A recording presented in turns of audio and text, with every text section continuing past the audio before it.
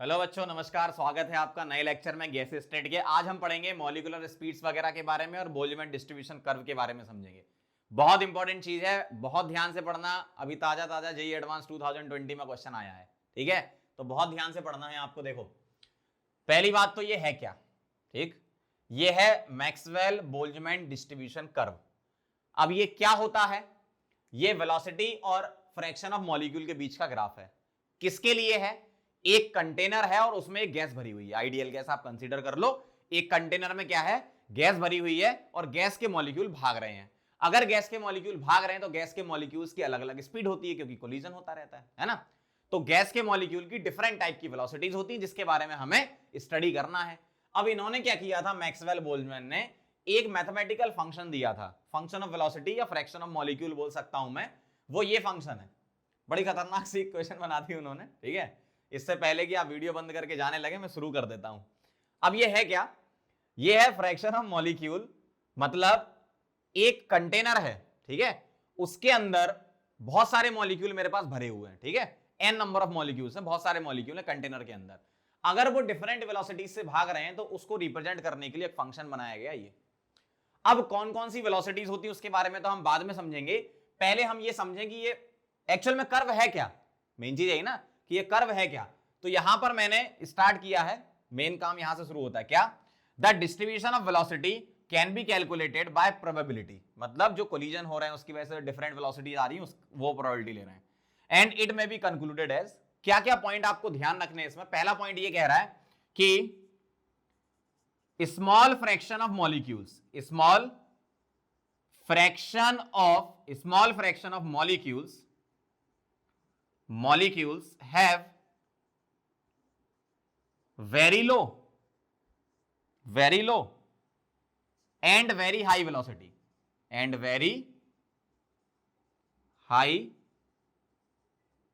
velocities। मतलब अगर मैं इस कर्व को देखूं, आप ब्लू वाले को देखो, अभी ब्लैक को मत देखो, है ना? जो ब्लू वाला है वो एक पर्टिकुलर टेम्परेचर T1 पे बनाया हुआ कर्व है, ठीक। अब आप देखो जरा, अगर मैं वेलोसिटी कम पे चलता हूं, मान लो सपोज मैं यहां पे खड़ा हूं, ध्यान से देखना जरा, है ना? अगर मैं यहां पर खड़ा हूं, यहां पर, ठीक है, तो बहुत कम ही फ्रैक्शन है जो ये वेलोसिटी रख रहे हैं मॉलिक्यूल्स, है ना? मतलब फ्रैक्शन क्या है? बहुत ही कम है। तो अगर वेलोसिटी कम होती है तो फ्रैक्शन भी कम होता है, और वेलोसिटी ज्यादा होती है तब भी फ्रैक्शन क्या होता है? कम ही होता है। अगर मैं थोड़ा सा आगे और बढ़ाऊं ग्राफ तो कुछ ऐसा जा रहा है ना। तो अगर मैं आपसे बोलूं कि वेलोसिटी कम है और वेलोसिटी ज्यादा है तो फ्रैक्शन कम है। मतलब कुछ मीन वेलोसिटी या बीच में कोई वेलोसिटी होती जहां पर फ्रैक्शन बहुत ज्यादा, फ्रैक्शन मतलब एरिया अंडर द कर्व में अगर ले लूं, ये जो कर्व लिया है मैंने उसके अंदर का जो एरिया है, अगर मैं उसको बोलूं फ्रैक्शन, तो हो क्या रहा है? जब वेलोसिटी कम है और ज्यादा है तो फ्रैक्शन बहुत कम है। मतलब किसी मिड वेलोसिटी पर फ्रैक्शन बहुत ज्यादा है, बहुत सारे मॉलिक्यूल वो वेलोसिटी रख रहे हैं, है ना?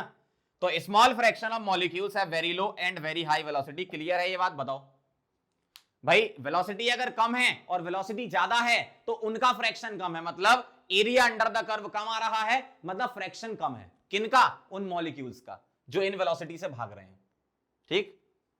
Point number 2, on increasing temperature, या इस तरीके से लिख देता हूं, curve become flat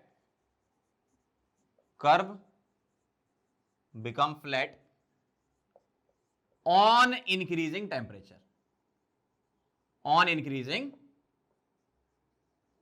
temperature, T बढ़ाओगे तो कर्व फ्लैट होगा। मतलब टेम्परेचर बढ़ाने से ये जो पीक है ये नीचे आ रहा है, यही हो रहा है ना? और ये कौन सा वाला ग्राफ है? T2 वाला। और T1 कम है, T2 क्या है? ज्यादा है। तो टेम्परेचर बढ़ाने पर होता क्या है? पीक कम हो जाता है, मतलब फ्रैक्शन कम हो जाता है, लेकिन कर्व ब्रॉड भी हो जाता है। ये कैसे पता चला? इक्वेशन देखो, temperature is inversely proportional to fraction of molecule. T बढ़ाओगे, क्योंकि ये तो कांस्टेंट है सारा, T बढ़ाओगे तो फ्रैक्शन ऑफ मॉलिक्यूल क्या होंगे? कम होंगे। और यहां e टू दी पावर लगी हुई है, T बढ़ाओगे तो कर्व क्या होता जाएगा? ब्रॉड होता जाएगा। एक्सपोनेंशियल फंक्शन है ये, है ना? तो T बढ़ाने पर ब्रॉड भी होगा और T बढ़ाने पर पीक क्या है? नीचे भी आएगा, ठीक है। Point number 3, point number 1 clear, समझ में आया? वेलोसिटी जिनकी कम होती है मॉलिक्यूल की या ज्यादा होती है वो बहुत कम होते हैं, उनका फ्रैक्शन बहुत कम होता है। दूसरा, टेम्परेचर बढ़ाने पर कर्व क्या हो जाता है? फ्लैट हो जाता है। टेम्परेचर बढ़ाने पर कर्व क्या जाता है? फ्लैट। अगर मान लो और टेम्परेचर बढ़ाया तो पीक और नीचे आ जाएगा, कर्व और ब्रॉड हो जाएगा। क्यों? टेम्परेचर बढ़ाने पे वेलोसिटी तो बढ़ेगी ना। सपोज T1 टेम्परेचर का पीक आ रहा है इस वेलोसिटी पर, तो T2 टेम्परेचर का पीक थोड़ी आगे वाली वेलोसिटी पर आएगा। तो टेम्परेचर बढ़ाने से वेलोसिटी तो बढ़ेगी, लेकिन फ्रैक्शन ऑफ मॉलिक्यूल कम हो जाएंगे और कर्व ब्रॉड हो जाएगा। क्लियर बात समझ में आ गई? चलो, तो पॉइंट नंबर 1 क्लियर है, पॉइंट नंबर 2 क्लियर है, पॉइंट नंबर 3 बताते हैं अब आपको।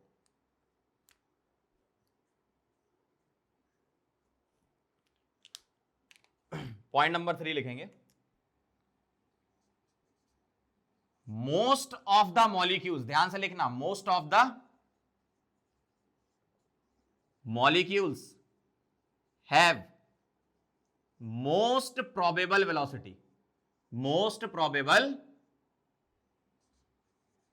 वेलोसिटी। अब ध्यान से समझना ये वाली बात क्या लिख दी मैंने, आराम आराम से समझो, बहुत आराम से। पॉइंट नंबर 1 में ये था वेलोसिटी जिनकी कम जिनकी ज्यादा उनका फ्रैक्शन कम, कम या ज्यादा मतलब वेलोसिटी कम हो या ज्यादा हो फ्रैक्शन क्या होगा, कम होगा। टेम्परेचर बढ़ाओगे तो पीक नीचे आएगा, ब्रॉड भी होगा, दो चीजें होंगी, पीक नीचे आके ब्रॉड हो जाएगा, ठीक है, मतलब टेम्परेचर बढ़ने पर वेलोसिटी भी बढ़ेगी। तीसरा पॉइंट क्या लिखा है, मोस्ट ऑफ द मॉलिक्यूल्स है मोस्ट प्रोबेबल वेलोसिटी। अब ये कौन सी वाली होती है, मोस्ट ऑफ द मॉलिक्यूल मतलब जिनका फ्रैक्शन सबसे ज्यादा है, मतलब जो पीक पर आ रहे हैं, तो इनकी जो वेलोसिटी है, इसी वेलोसिटी को मतलब जो पीक होता है उस पॉइंट पर जो वेलोसिटी है उसको बोलूंगा Vmp1 बोल रहा हूं क्योंकि टेम्परेचर T1 है, और इसको बोल रहा हूं मैं Vmp2। अब मुझे बताओ Vmp1 और Vmp2 में कौन ज्यादा है, तो भाई साहब यही ज्यादा है ना, क्यों, लेफ्ट से राइट जाने पर ही तो वेलोसिटी बढ़ रही है, तो वेलोसिटी बढ़ेगी, मतलब Vmp2 is greater than Vmp1, ठीक है। लेकिन टेम्परेचर T1 का पीक बड़ा होता है, टेम्परेचर T2 का पीक छोटा होता है, ठीक है, और कर्व टेम्परेचर बढ़ाने पर छोटा तो होता है पीक और ब्रॉड भी होता जाता है। क्लियर? अब ये जो एमपी है, ये पीक है, ये निकले कैसे, उसके लिए हमें पढ़ना है मोस्ट प्रोबेबल वेलोसिटी। तो हम मॉलिक्यूलर स्पीड्स में पहला वाला डिस्क्राइब करने जा रहे हैं, मोस्ट प्रोबेबल वेलोसिटी वीएमपी। अब एक्चुअल में थोड़ा सा मैथ्स लगेगा इसमें, तो जो जेई और नीट वाले, जेई मेन और नीट वाले बच्चे हैं वो थोड़ी देर के लिए आंखें बंद कर लें, मैं उन्हें थोड़ी देर में उठा दूंगा, ठीक है। बाकी जेई एडवांस वाले थोड़ा सा देख लें, डेरिवेशन करने जा रहा हूं मैं एक, ध्यान से देखना जरा। फ्रैक्शन ऑफ मॉलिक्यूल्स जो है, फ्रैक्शन ऑफ मॉलिक्यूल्स जो है, क्योंकि जेई मेन और नीट वालों के लिए लास्ट में एक फॉर्मूला आएगा √2 RT/m, वो याद रखना है। जेई एडवांस वाले एक बार डेरिवेशन भी देख लें तो थोड़ी अंडरस्टैंडिंग बनेगी आपकी। मैं इसको बोल रहा हूं फंक्शन ऑफ v, मतलब वेलोसिटी का फंक्शन है ये, ओके। अब मुझे ध्यान से देख के बताओ, 4 कांस्टेंट होता है, अरे ये तो बचपन से पता है, पाई भी कांस्टेंट होता है, m भी कांस्टेंट है, पाई इधर कांस्टेंट, k कांस्टेंट, t है वेरिएबल। लेकिन अगर मैं बोलूं आपसे at particular temperature, at particular temperature, तो टी भी कांस्टेंट कर दिया। इसका मतलब ये जो पूरा का पूरा टर्म है, कौन सा वाला, ये वाला, बहुत मजा आने वाला है भाई, देखना ध्यान से, ये वाला जो टर्म है ये मैं बोल रहा हूं कैपिटल A, ध्यान से देखना जरा। तो function of v is equal to capital A, ध्यान से, बहुत ध्यान से, है ना, v², क्योंकि फंक्शन ऑफ v है तो वेलोसिटी तो चेंज होगी ना, ठीक है, v² e to the power, देखो m/2kT कांस्टेंट है, तो मैं क्या कर रहा हूं, उसको ऐसे लिख रहा हूं, e to the power m/2kT, क्योंकि एट पर्टिकुलर टेम्परेचर हम बात कर रहे हैं, तो m/2kT, इस पार्ट को, इतने पार्ट को मैं रख रहा हूं कैपिटल B, तो माइनस कैपिटल B, कांस्टेंट मान लिया क्योंकि कांस्टेंट है ये, है ना, कैपिटल B और v²। क्लियर बात? बहुत ध्यान से समझना जरा, क्या बोला मैंने, 4πm 2πk ये कांस्टेंट थे एट पर्टिकुलर टेम्परेचर। अगर मैं बोलूं, किसकी बात कर रहा हूं, at particular temperature, at temperature T, मतलब मैंने T क्या कर दिया, फिक्स कर दिया, तो मैं ये लिख सकता हूं, क्योंकि ये सब कांस्टेंट हो गए, और यहां भी m/2kT को मैंने कांस्टेंट रख दिया भी, ठीक है, ध्यान से देखना, मजा आने वाला है। अब FV क्या है, ये है, ठीक, मैं क्या कर रहा हूं, इसको डिफरेंशिएट कर रहा हूं, ध्यान से देखना, f' निकाल रहा हूं। क्यों ऐसा कर रहा हूं, क्योंकि अगर आपने थोड़ी सी मैथ्स पढ़ी है तो उसमें यह होता है कि अगर आपको मैक्सिमा निकालना है तो हम f' को 0 रखते हैं, वैसे चेक तो f" भी करते हैं लेकिन वो नेगेटिव आता है, ठीक है, उतना नहीं जाएंगे, केमिस्ट्री पढ़ रहे हैं तो, लेकिन f' को 0 रख के हम मैक्सिमा निकाल लेंगे, ठीक है। तो f' इज इक्वल टू, क्या कर रहा हूं मैं, देखो a तो कांस्टेंट है, बाहर रख दिया, अब यहां दो जगह v आ रहा है, तो पहले मैं इसका डिफरेंशिएशन करूंगा तो ये कांस्टेंट रहेगा, तो इसका डिफरेंशिएशन क्या होता है, 2v, ये कांस्टेंट रहेगा तो e to the power -vv²। Clear? बहुत आराम से, बहुत ही आराम से, ये डिफरेंशिएट कर दिया और ये ऐसे ही रखा। अब प्लस प्लस अब इसको ऐसे ही रखो v स्क्वायर को, और इसको डिफरेंशिएट कर दो तो e to the power minus VV square और माइनस 2bv का माइनस 2bv स्क्वायर का सॉरी माइनस वीवी स्क्वायर का माइनस 2bv। फिर सुन लो जरा एक बार, a कांस्टेंट था, v स्क्वायर का डिफरेंशिएशन 2v और इसको ऐसे ही रखा, प्लस v स्क्वायर को ऐसे ही रखा, अब इसका डिफरेंशिएशन करना है तो e to the power minus VV square आता है और माइनस वीवी स्क्वायर का माइनस 2bv उधर हो जाएगा। ठीक है, तो ये हो गया आपका ऐसा। अब क्या करना है, थोड़ा सा और आगे बढ़ जाओ, मल्टीप्लाई वगैरह कर लो, या एक काम करो जीरो रख देते हैं, जीरो जीरो सीधा जीरो। देखो तो एफ डैश वी को जीरो रख देते हैं। अगर मैंने इस पूरे को जीरो रखा तो ध्यान से देखना जरा, ये वाला ए तो जीरो में चला गया है ना, ये वाला पार्ट क्या 2v e to the power minus VV square, ये इज इक्वल टू, क्योंकि यहां माइनस था ना, ये माइनस आगे आएगा और जीरो रखोगे तो बराबर हो जाएगा ये, तो v square e to the power minus VV square और ये हो जाएगा 2bv। ध्यान से, अब ये मत कहना सर यहां माइनस था यहां तो प्लस कर दिया, ऐसे पागलपने नहीं चलेंगे है ना। ये माइनस को मैं यहां ले आया और जीरो रखा तो ये दोनों पार्ट इक्वल हो गए, यही होगा।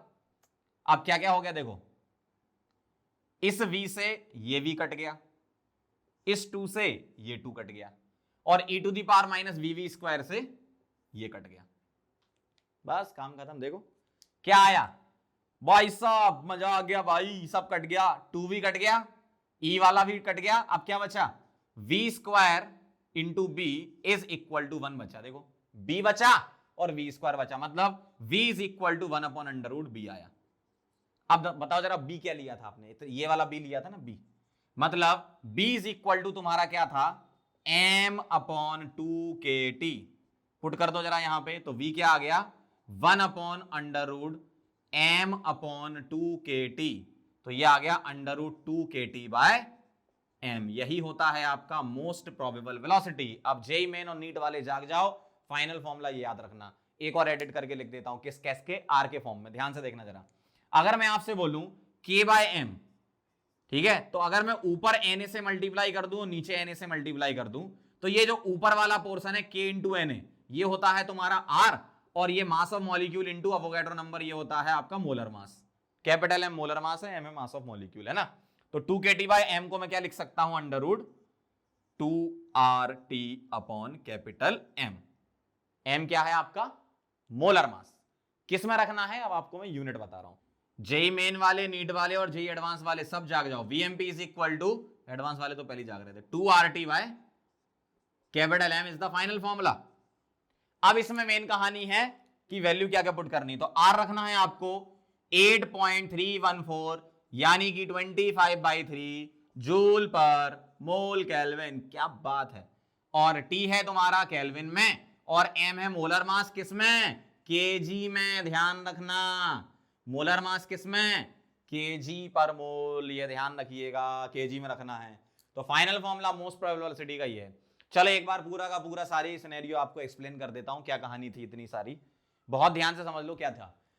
मैक्सवेल बोल्ट्जमैन डिस्ट्रीब्यूशन लॉ या डिस्ट्रीब्यूशन कर्व जो होता है वो किसी एक कंटेनर में प्रेजेंट बहुत सारे गैस मॉलिक्यूल के लिए बनाया गया कि उनकी डिफरेंट वेलोसिटी में एक मैथमेटिकल फंक्शन बनाया गया जिससे हम वेलोसिटी डिस्क्राइब कर पाए। क्लियर बात। दूसरा पॉइंट ये है कि ये कर्व जो है वो किस किस के बीच में होता है, फ्रैक्शन ऑफ मॉलिक्यूल और वेलोसिटी के बीच में होता है। तीसरा पॉइंट ये है कि अगर वेलोसिटी कम हो या वेलोसिटी बहुत ज्यादा हो तो फ्रैक्शन बहुत कम होता है। जो बीच की वेलोसिटी होती है उनमें पीक आता है। वेलोसिटी पहले क्या होती है, वेलोसिटी बढ़ने पर फ्रैक्शन बढ़ता है, एक पर्टिकुलर वेलोसिटी तक फ्रैक्शन बढ़ रहा है और फिर और वेलोसिटी बढ़ेगी तो फिर डिक्रीज हो जाता है। इसलिए बोला कि जिनकी वेलोसिटी कम और बहुत ज्यादा होती है, बहुत कम और बहुत ज्यादा होती है, उनका फ्रैक्शन कम होता है। एक मीन वेलोसिटी के आसपास हम मान लेते हैं कि भाई ये वेलोसिटी है, ठीक है। अब ये वाली बात हो गई। दूसरा, टेम्परेचर बढ़ाने पर क्या होता है, जब हम टेम्परेचर बढ़ाते हैं तो टेम्परेचर बढ़ाने पर फ्रैक्शन ऑफ मॉलिक्यूल कम होते हैं और ई की पावर में भी टेम्परेचर है तो यहां टेम्परेचर वेरी करोगे तो कर्व ब्रॉड होगा।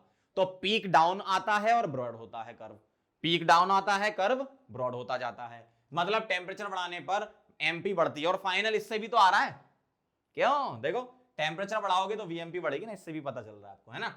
चलो तीसरा, मोस्ट ऑफ द मॉलिक्यूल्स है मोस्ट प्रोबेबल वेलोसिटी, मतलब बहुत सारे मॉलिक्यूल जो वेलोसिटी रखते हैं उसी वेलोसिटी का नाम मोस्ट प्रोबेबल वेलोसिटी है।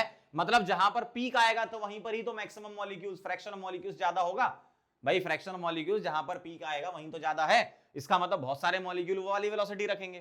ठीक है, अब ये कैलकुलेशन मैंने एक डेरिवेशन करके बताया आपको, मोस्ट प्रोबेबल वेलोसिटी, डेरिवेशन समझ में आया तो बहुत अच्छी बात है, और अगर नहीं आया तो बहुत ही बढ़िया है। फाइनल फॉर्मूला याद रखना और ये यूनिट ध्यान रखना, डायरेक्ट क्वेश्चन आएगा तो कर देना। ठीक है, बाकी एक बार मैंने डेराइव करके दिखा दिया, डायरेक्ट ही आएगा क्वेश्चन तो, है ना। तो कैसे करा डेरिवेशन एक बार फिर समझ लो। ये क्या है, फंक्शन ऑफ v। ठीक, इसमें ये चीज कांस्टेंट है, टेम्परेचर अगर फिक्स है तो ये पूरा कांस्टेंट हो जाएगा, और यहां टेम्परेचर फिक्स है तो m/2kT कांस्टेंट हो जाएगा। इस कांस्टेंट को मैंने a रखा और इस कांस्टेंट को b रख दिया। ठीक है, अब मैंने क्या करा, डिफरेंशिएशन करा।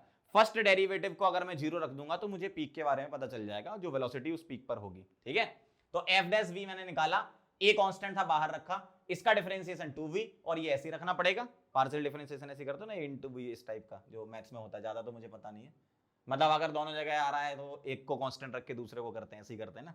हाँ ठीक है, तो देखो जरा, दूसरे में क्या करा, v स्क्वायर को वैसे ही रखा, इतने पार्ट का डेरिवेशन डिफरेंशिएशन क्या आएगा, इतने पार्ट का डिफरेंशिएशन आएगा e to the power minus VV square, और वीवी स्क्वायर कहा जाएगा -2bv। अब इसको मैं 0 रखूंगा तो ध्यान से, कई लोग कहेंगे अरे सर यहाँ माइनस यहाँ प्लस, ऐसे नहीं, ये माइनस को आप यहाँ माइनस बनाओगे और फिर 0 रखोगे तो ये पार्ट और ये पार्ट इक्वेट कर देंगे, यही तो किया मैंने। ए तो कांस्टेंट में चला गया बेचारा, है ना। अब क्या हुआ, यहाँ से बहुत सारी चीजें कट गई, bv स्क्वायर इक्वल टू 1 आ गया, मतलब v1/√b आ गया, और b क्या था तुम्हारा m/2kT, b क्या था m/2kT, तो इसको यहाँ पुट करके √2kT/m, और k/m मतलब बोल्ट्जमैन कांस्टेंट, k क्या है, बोल्ट्जमैन कांस्टेंट, तो बोल्ट्जमैन कांस्टेंट अपॉन m जो होगा वो होगा √2RT/M। ठीक है, ये जो लिखा है ना मैंने यहाँ पर, इसमें m मास है, पाई है, 2 है, 4 है, t टेम्परेचर है, v वेलोसिटी है, ऐसा है, और k बोल्ट्जमैन कांस्टेंट है ना। तो यहाँ जो बोल्ट्जमैन कांस्टेंट है उसमें अगर Na से मल्टीप्लाई करते हैं तो R आता है, और मास इंटू Na क्या होता है, कैपिटल M मतलब मोलर मास। तो फाइनल फॉर्मूला √2RT/M आपको ध्यान रखना है, Vmp इज इक्वल टू क्या, √2RT/M। R की वैल्यू जूल में रखनी है 25/3, टेम्परेचर केल्विन और मोलर मास केजी में, इस पर बेस्ड न्यूमेरिकल आपको मिलेंगे। ठीक है, चलो इसको नोट करो फिर आगे बढ़ते हैं। चलो बच्चों, तो आगे बढ़ते हैं और एवरेज वेलोसिटी के बारे में समझ लेते हैं, क्या क्या है इसमें, ध्यान से देखना जरा। एवरेज वेलोसिटी हम कैसे निकालते हैं, जैसे मान लो मेरे पास कंटेनर है और उसमें बहुत सारे मॉलिक्यूल पड़े हुए हैं, और हर एक मॉलिक्यूल की कुछ पर्टिकुलर वेलोसिटी आपको दे रखी है, तो एवरेज वेलोसिटी कैसे निकालोगे, उसके लिए अपन कुछ कंडीशन यहां बना लेते हैं। क्या, if C1 C2 C3 and so on Cn is the velocity of n1 n2 n3 n number of molecules,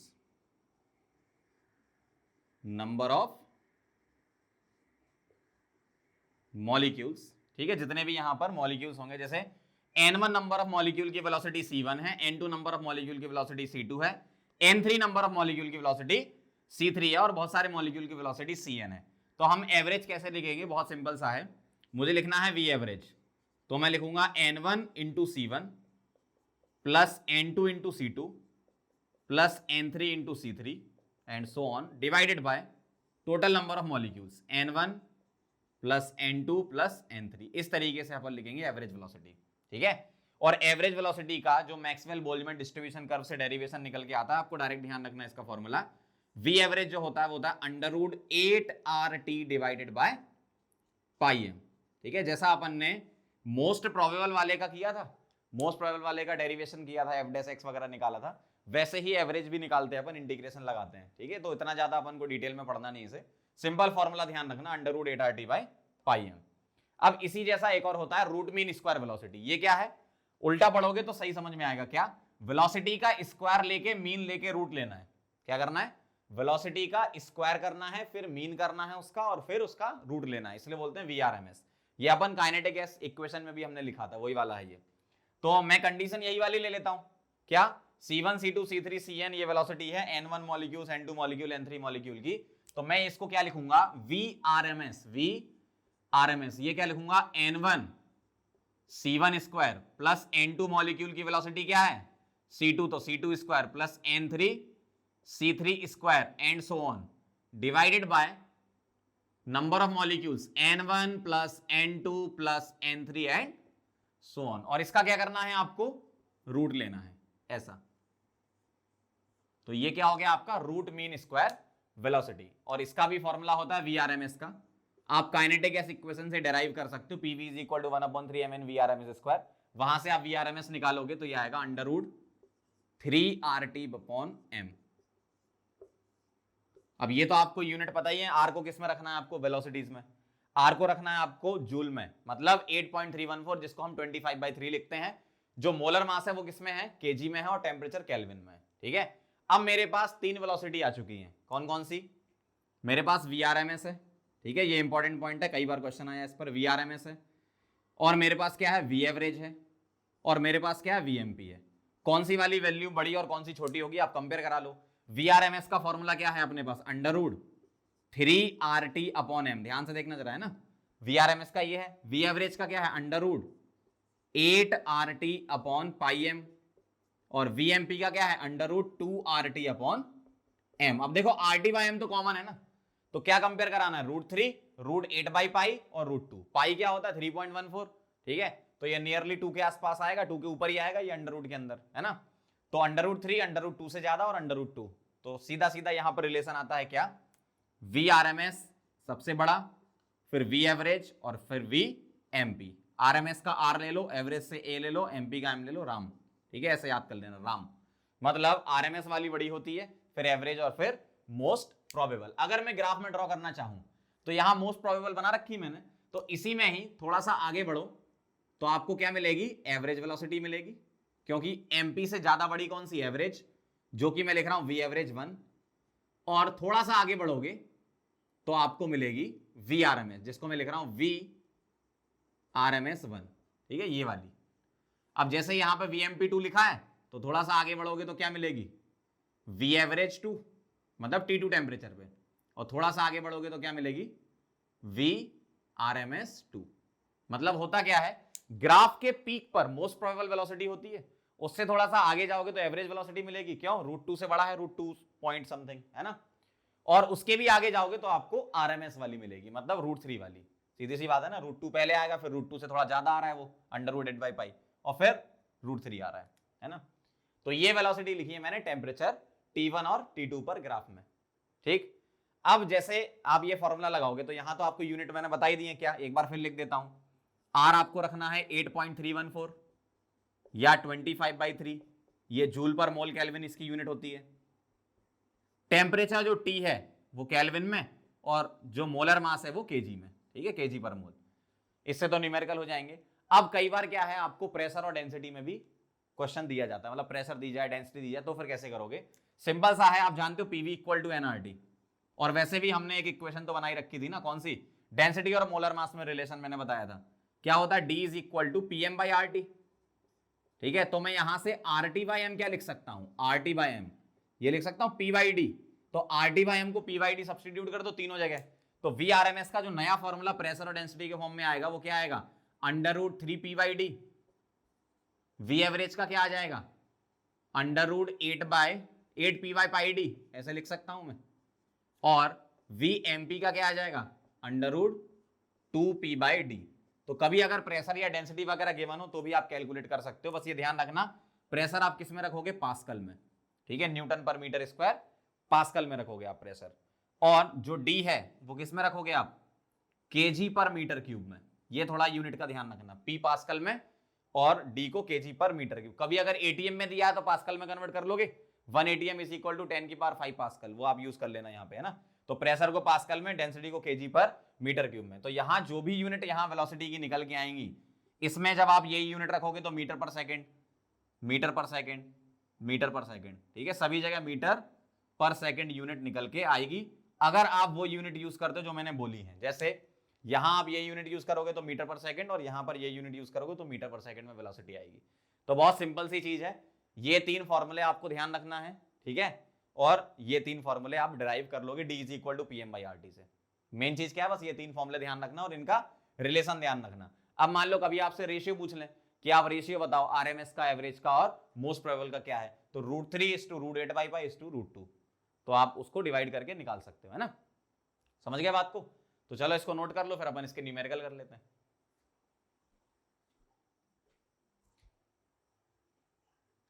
चलो मॉलिक्यूलर स्पीड से रिलेटेड न्यूमेरिकल देख लो कैसे होंगे। आपको नंबर ऑफ मॉलिक्यूल्स दे रखे हैं, ठीक है, और वेलोसिटी दे रखी सेंटीमीटर पर सेकंड में, तो फाइनल आंसर आपका सेंटीमीटर पर सेकंड ही आएगा। अब आपको यू एवरेज और यू आरएमएस निकालना, यू लिखो या वी लिखो बात बराबर है। यू एवरेज कैसे निकालोगे, उसका सीधा सा फॉर्मूला लगाना पड़ेगा, क्या, जितने नंबर ऑफ मॉलिक्यूल हैं उसको वेलोसिटी से मल्टीप्लाई करके ऐड करते जाओ, टोटल नंबर ऑफ मॉलिक्यूल से डिवाइड कर देंगे। तो n1 c1 n2 c2 n3 c3 divide by n1 plus n2 plus n3, ये लगा रहा हूं मैं, है ना। तो 4 × 6 n1 c1 plus n2 c2 plus n3 c3 divided by total कितना हो जाएगा ये 19, सही ना, 4 + 5 + 10, तो ये आ गया आपका एवरेज। थोड़ा सॉल्व कर लो इसको, 24 + 10 34 और 30 64 डिवाइडेड बाय 19, तो ये आ गया आपका क्या, सेंटीमीटर पर सेकंड, ठीक है। ये आ गया यू एवरेज। अगर आपको यू आरएमएस निकालना है या वी आरएमएस निकालना है तो क्या करोगे, n1 c1² plus n2 c2² ये लगाओगे, है ना। तो देखो जरा, 4 × n1 c1² plus n2 c2² plus n3 c3² divided by n1 plus n2 plus n3, तो टोटल तो 19 ही आएगा नीचे, है ना। इसको आप सॉल्व कर लेना, सेंटीमीटर पर सेकंड में आंसर आ गया ये। अगला देखो जरा, 4 पार्टिकल्स हैव स्पीड 2 3 4 5, ठीक है, सेंटीमीटर पर सेकंड है रेस्पेक्टिवली, फाइंड वीआरएमएस। तो यही वाला लगाना, वीआरएमएस वाला। बस यहां ये है कि 4 पार्टिकल दे रखे, मतलब जो नंबर ऑफ पार्टिकल है वो एक लेना पड़ेगा, मतलब एक पार्टिकल इसके लिए, एक इसके और एक इसके और एक इसके लिए, है ना। तो वही n1 c1² लगाए, तो n1 c1² plus n2 c2² plus n3 c3² plus n4 c4² divided by क्या करोगे, n1। अच्छा यहां पर जो आरएमएस लोगे ना तो इसमें अंडर रूट लगाना मत भूलना, है ना, ये अंडर रूट आएगा जरूर। तो ये आ गया आपका क्या, n1 plus n2 plus n3 plus n4 कितना आ जाएगा, 1 + 1 + 1 + 1 ऐसा लिख देते हैं अपन, है ना, 4 हो जाएगा। तो ये आप अंडर रूट ले लो इसका, क्योंकि आपको क्या करना है, रूट मीन स्क्वायर निकालना ना। अगर सिर्फ आपको मीन स्क्वायर पूछते, रूट नहीं लगाते, अगर क्वेश्चन में लिखा होता फाइंड मीन स्क्वायर वेलोसिटी, तो अपन अंडर रूट हटा देते। अगर रूट मीन स्क्वायर बोला तो अंडर रूट लेना पड़ेगा आपको, है ना। तो इसमें अंडर रूट लेके फाइनल आंसर लिखना, और इसमें भी अंडर रूट लेके फाइनल आंसर लिखना, किसमें, सेंटीमीटर पर सेकंड में, ठीक है। समझ गए फॉर्मूला कैसे अप्लाई करना, बाकी कैलकुलेशन तो आप कर ही लोगे, समझ गए। चलो इसको नोट कर लो, फिर आगे बढ़ते हैं।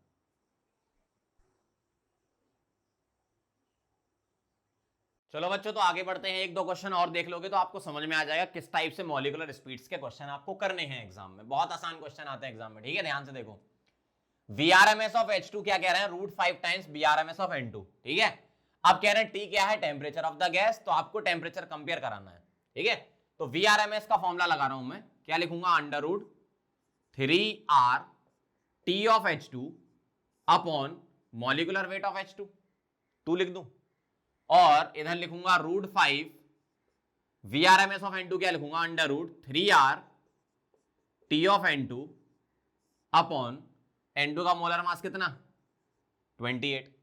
क्लियर। चलो देखो, अब इसमें मैं होल स्क्वायर कर रहा हूं तो कैसा दिखेगा, 3R T of H2 divided by 2 is equal to 5 times 3R T of N2 upon 28। Whole square कर दिया दोनों साइड, ठीक है। अब देखना जरा क्या क्या कट रहा है, 3R से 3R उड़ गया, 2 से 28 उड़ा दो, 14 आएगा बस। तो मैं ऐसे लिख सकता हूं क्या, T ऑफ N2, ध्यान से देखना, T ऑफ N2, ये 14 को इधर और 5 को नीचे ले जाओ, 14/5 T ऑफ H2, मतलब T ऑफ H2 में 14/5 का मल्टीप्लाई करने पर जो कि 1 से बड़ी वैल्यू है, T ऑफ N2 आ रहा है, मतलब मैं डायरेक्ट लिख सकता हूं क्या, T of N2 is greater than क्या होगा, T ऑफ H2, मतलब टेम्परेचर N2 गैस का ज्यादा comparison to H2। Option check कर लो, चेन्नई, ठीक है। कैसे अप्लाई करना है आपको, √3 RT/m लगाना है, क्योंकि Vrms दिया था, टेम्परेचर H2 का अलग है, तो TH2 लिखा, N2 का अलग है तो TN2 लिखा, वही कंपेयर कराना था। सिंपल मैथ्स अपन ने सॉल्व कर ली। चलो आगे बढ़ते हैं। अगला क्वेश्चन देखो क्या कह रहे हैं। अगर URMS, यू बोलो या वी बोलो बात बराबर है, URMS of a gas is 30 root R metre per second, 30 root R metre per second at 27 degree centigrade मतलब 300 kelvin, then find molar mass of the gas. बहुत सिंपल है, URMS का फॉर्मूला लगाओ क्या, √3RT upon M, M M M यही तो निकालना है, इज इक्वल टू 30 √R, यही है, दोनों तरफ होल स्क्वायर कर दो, 3RT अपॉन, अच्छा टी को पुट कर देते हैं 300 केल्विन, क्यों 27 डिग्री सेंटीग्रेड है, 273 ऐड कर दो 300 आ जाएगा, divided by m equal to 30, इधर आपने होल स्क्वायर किया तो 30 का स्क्वायर क्या हो गया 900 और √R का स्क्वायर R बचेगा। सिंपल मैथ्स इतनी तो आती होगी। अब देखो जरा, R से R कट गया और 300 से ये कटा 3 टाइम्स और 3 से 3 उड़ गया, मतलब m क्या आ गया 1। अब इसमें बाय डिफॉल्ट यूनिट क्या रहती है m की, kg, तो उसी में ही आएगा, तो 1 kg पर मोल आएगा। ठीक है, तो मोलर मास क्या है 1 kg पर मोल। बहुत सिंपल है। ठीक है, चलो इसको नोट करो, फिर मैं एक दो क्वेश्चन और करके बता रहा हूं, समझ जाओगे, कभी गलत नहीं होगा आपका क्वेश्चन। ठीक है, नोट कर लो। चलो बच्चों, तो आगे बढ़ते हैं और क्वेश्चन देख लो। फिजिकल केमिस्ट्री में सबसे इंपॉर्टेंट चीज है न्यूमेरिकल्स। अब ऐसा नहीं कि सिर्फ थ्योरी पढ़ के चैप्टर खत्म कर देना है, हमें थ्योरी के साथ साथ न्यूमेरिकल भी करना है, तभी आपकी अच्छी लर्निंग होगी, है ना, तभी आप सीखोगे और कॉन्सेप्ट भी आपकी क्लियर होंगे। सिर्फ थ्योरी पढ़ा पढ़ा के भगा देना ही अपना काम नहीं है, मैं आपको क्वेश्चन भी साथ साथ करवाते जा रहा हूं, जितने टाइप के वेरिएशन होते हैं उतने टाइप के क्वेश्चन मैं आपको करवा रहा हूं। ठीक है, तो बहुत ध्यान से न्यूमेरिकल पार्ट को जरूर देखा करें। ऐसा नहीं कि सिर्फ थ्योरी पार्ट ही पढ़े जा रहे हैं, बस न्यूमेरिकल बाद में देख लेंगे, ऐसा नहीं। लेक्चर अगर पूरा आ रहा है तो पूरा लेक्चर देखना है, हर एक लेक्चर की एक एक लाइन जो यहां लिखी गई है ना, वो इंपॉर्टेंट है एग्जाम के लिए, सीधी सी बात है ना। चलो स्टार्ट करते हैं अपन फिर से question. The most probable speed of 8 gram H2 is 200 meter per second, find average kinetic energy of H2 gas. कैसे निकालोगे, आपको MP दे रखा है, मोस्ट प्रोबेबल स्पीड दे रखी है, और काइनेटिक एनर्जी निकालना है। अच्छा एक बात बताओ, काइनेटिक एनर्जी का फॉर्मूला क्या होता है, एवरेज काइनेटिक एनर्जी का फॉर्मूला जो होता था वो था आपका 3/2 nRT। अब आपको इसमें टेम्परेचर वगैरह तो दे नहीं रखा, लेकिन आपको VMP दे रखा जिससे हम टेम्परेचर निकाल सकते हैं, लेकिन हम वो भी नहीं निकालेंगे।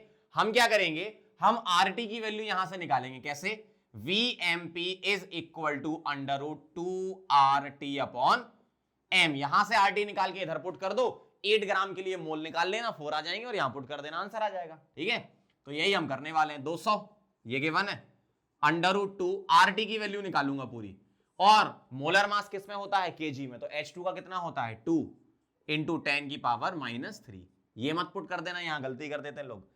कैपिटल M होता है मोलर मास, और वो किस में होता है kg में, मतलब H2 का, वो तो फिक्स है 2 इंटू 10 की पावर -3।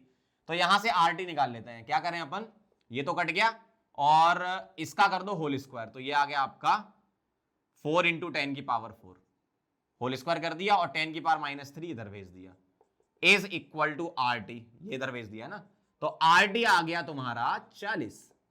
अब इसी RT को डायरेक्ट यहां पुट करेंगे, n निकाल लो, कितने आ जाएंगे 3/2, n आ जाएंगे वेट अपॉन मॉलिक्यूलर वेट या मोलर मास, लेकिन यहां मत kg में रख देना, इन फॉर्मूले में kg में रखना है, इधर kg में नहीं रखना। तो 8/2 इंटू RT कितना 40, ये आ गया आपका जूल में। ठीक है, सॉल्व कर लो इसको, कितना हो जाएगा, ये 2 से कट गया ये 20, 2 से ये 10, 8 इंटू 3 24 और 0 एक लगा 240 जूल्स।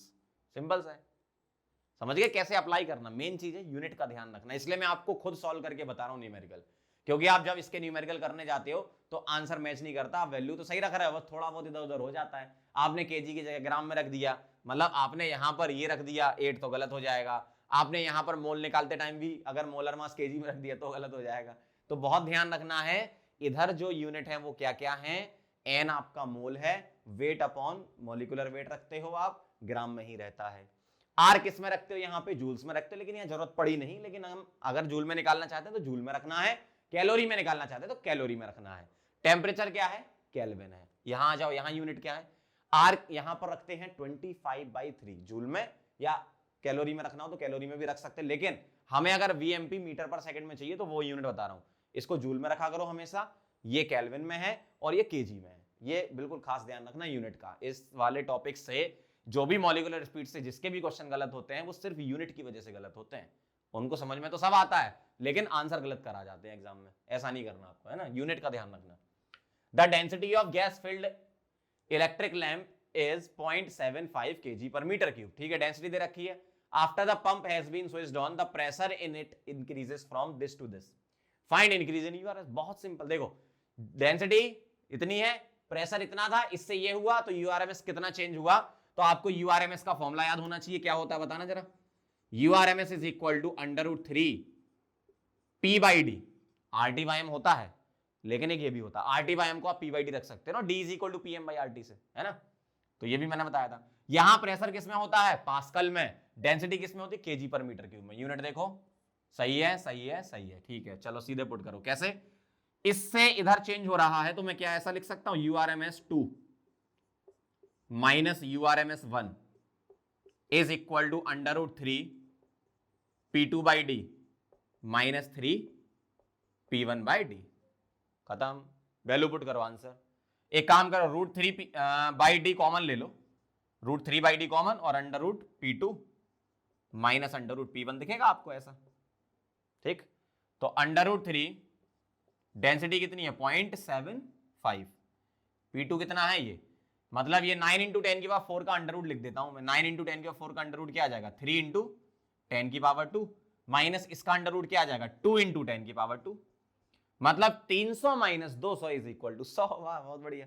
तो ये हो गया 100 और √3 बाय 0.75 कितना आ जाएगा, 300 बाय 75, 300 बाय 75, तो ये आ जाएगा 4 टाइम्स, मतलब √4। ठीक है, ये 4 टाइम्स कट जाएगा और ये हो गया तुम्हारा 100।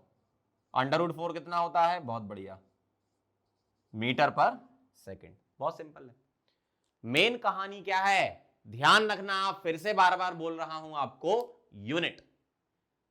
मॉलिक्यूलर स्पीड के क्वेश्चन जिन बच्चों के गलत होते हैं वो सिर्फ और सिर्फ यूनिट की वजह से ही गलत होते हैं, क्योंकि क्वेश्चन बहुत इजी होते हैं और आपको साफ साफ दिखता है।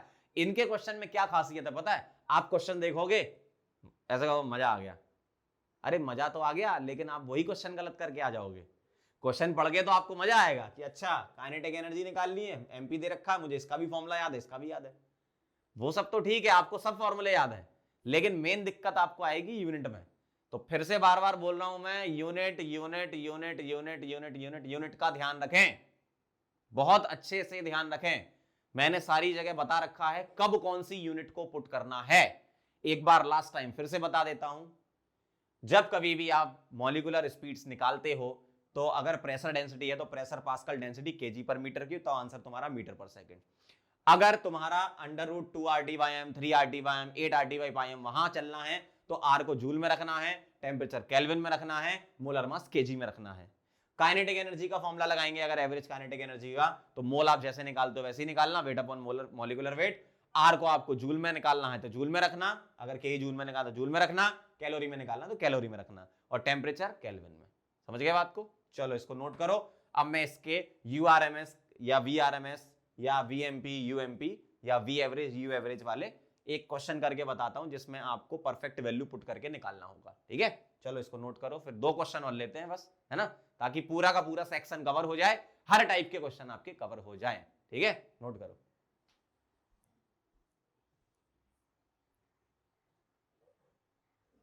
चलो बच्चों, तो आगे बढ़ते हैं और इस टॉपिक से रिलेटेड 2 फाइनल क्वेश्चन करते हैं और खत्म करते हैं इस टॉपिक को। ध्यान से देखना जरा क्या कह रहे हैं। Calculate VRMS of ozone kept in a close container at 20 degree centigrade and 82 centimetre of HG pressure. ठीक है, तो आप मुझे बताओ जरा वीआरएमएस का फॉर्मूला क्या होता है।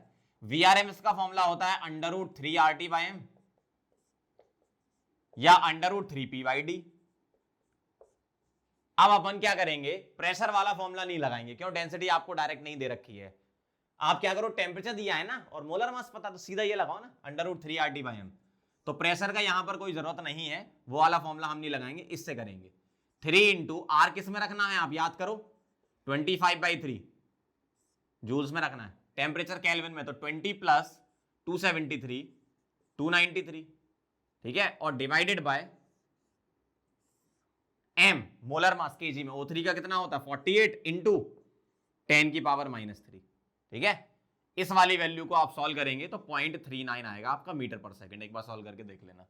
मेन चीज क्या है, मैं वैल्यू पुट करके बता देता हूं यूनिट के साथ, ताकि आप यूनिट में गलती ना करो। और कैलकुलेशन एग्जाम में उतनी ज्यादा भयंकर वाली नहीं आती है, कुछ ऐसी वैल्यू होंगी, कुछ कट रहा होगा और अंडरवुड अच्छा सा निकल रहा होगा कुछ, है ना।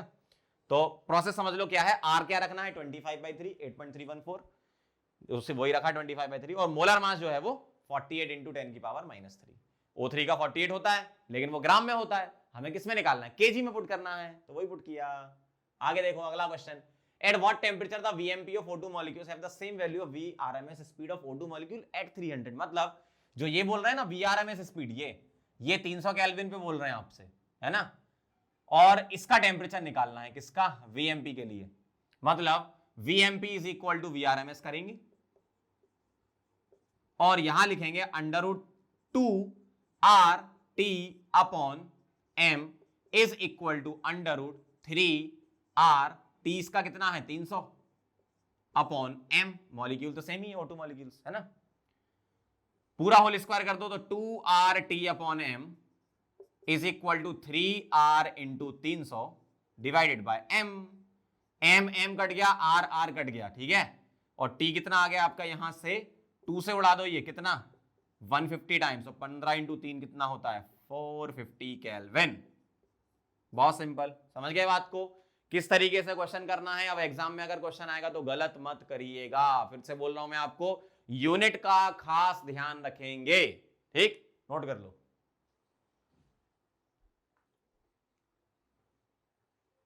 चलो बच्चों आगे बढ़ते हैं, और एक बहुत ही इंपॉर्टेंट और इंटरेस्टिंग पॉइंट है। अगर बोल्ट्जमैन मैक्सवेल कर्व तुम्हारा सिमेट्रिकल हुआ तो, जो हमने बोल्ट्जमैन मैक्सवेल कर्व पढ़ा था वो अनसिमेट्रिकल कर्व था पहले जो था।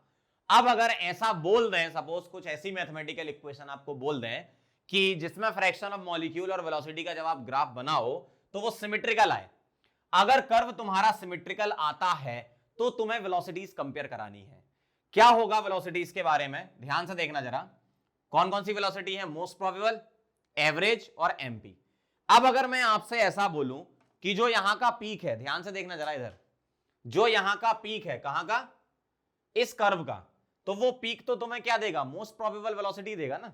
तो अगर मैं आपसे बोलूं कि इस पीक पर, किस पर, इस पीक पर वेलोसिटी क्या है, तो आप क्या बोलोगे, इस पीक पर जो वेलोसिटी होगी इस पीक के लिए, वो तो तुम्हारी मोस्ट प्रोबेबल होगी, क्योंकि मोस्ट प्रोबेबल वेलोसिटी का ही डेफिनेशन ही होती है क्या, कि velocity possesses by maximum number of molecules. ठीक है, ये वेलोसिटी मैक्सिमम नहीं होती, velocity possesses by maximum number of molecule, मतलब जो मॉलिक्यूल ये वेलोसिटी रखते हैं, मतलब उनका कुछ फ्रैक्शन होगा यहां पर, ठीक है, जो भी होगा, तो ये क्या बताएगा आपको, वीएमपी।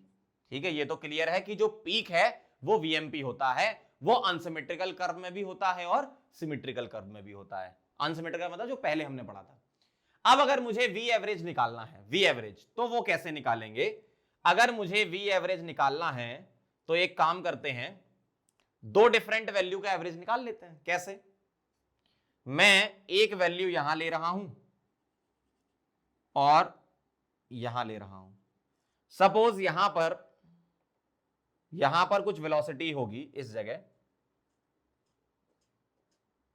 ध्यान से समझना जरा बात को, यहां पर कुछ वेलोसिटी होगी, मैंने मान लिया इस पर v1 है जो कि 5 मीटर पर सेकंड है, let's say 5 metre per second, और इस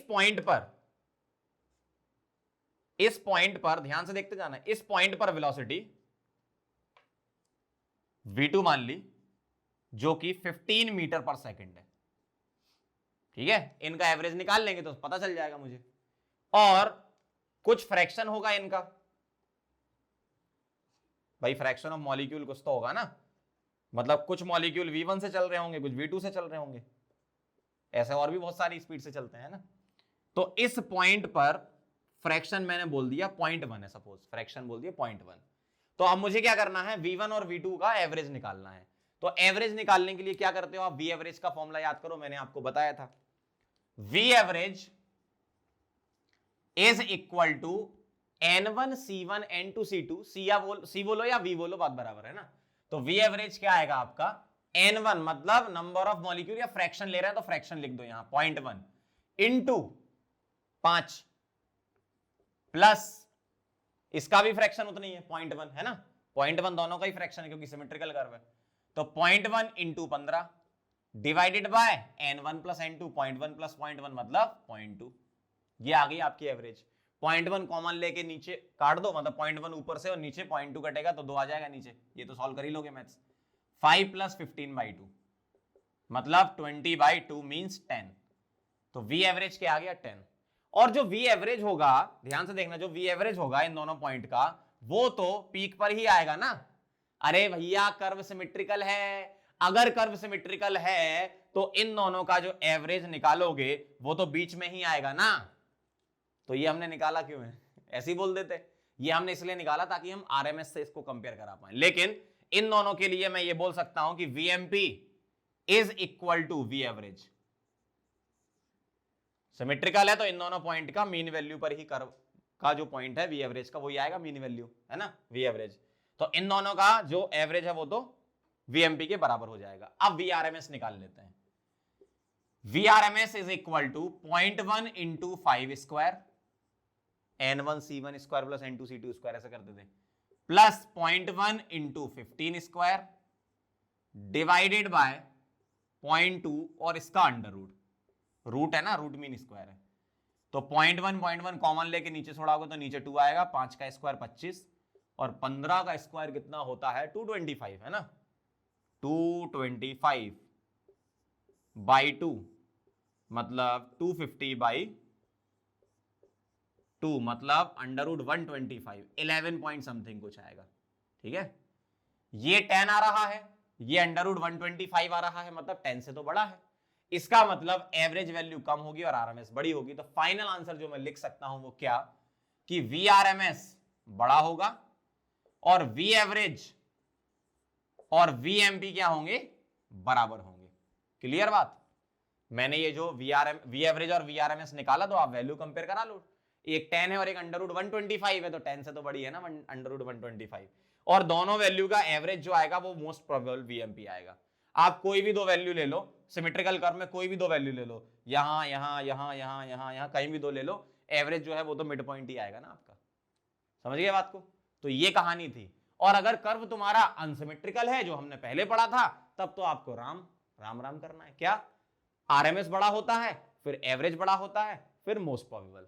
उसमें अंडर रूट 3, अंडर रूट 8/π और अंडर रूट 2 को कंपेयर कराते हैं। यहां अगर कर्व सिमेट्रिकल है तो ये बहुत ही अच्छा क्वेश्चन बन जाता है। ये क्या हो जाएंगे, बराबर, और ये बड़ा हो जाएगा। क्लियर। तो ये कहानी थी मैक्सवेल बोल्ट्जमैन डिस्ट्रीब्यूशन कर्व और मॉलिक्यूलर स्पीड्स की। ठीक है, इसको नोट करो, फिर अपन स्टार्ट करते हैं mean free path and collision frequency. Note कर लो।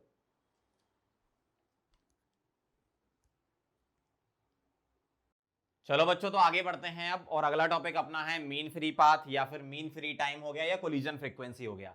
इससे रिलेटेड क्वेश्चन आने के चांसेस कम रहते हैं, लेकिन ये भी एक टॉपिक होता है तो हमें पढ़ना होता है। ठीक है, तो mean free path, collision frequency and mean free time, क्योंकि एक्चुअल में होता क्या है, ये चीजें आप फिजिक्स में पढ़ लेते हो तो वो केमिस्ट्री में क्वेश्चन इसका रेयरली ही पूछेंगे, मतलब बहुत कम चांस है। फिजिक्स में तो इसका क्वेश्चन आता ही आता है, मतलब मैं आपको पढ़ा देता हूं तो आप फिजिक्स वाला mean free path, mean free time और कोलिजन फ्रीक्वेंसी वाला क्वेश्चन बना सकते हो, सेम ही बात है। तो mean free path, mean free time और कोलिजन फ्रीक्वेंसी क्या है। सबसे पहली चीज कि इसमें कौन सी वाली थ्योरी वैलिड है, तो केटीजी वैलिड है, ये ध्यान रखना, KTG is valid. Kinetic theory of gases के जो हमने क्या लिए थे, अजम्पशन लिए थे, वो वैलिड है सबसे पहला। ठीक है, काइनेटिक थ्योरी ऑफ गैसेस के अजम्पशन में आपको लिखवा चुका हूं, तो मतलब केटीजी इसमें लगने वाली है।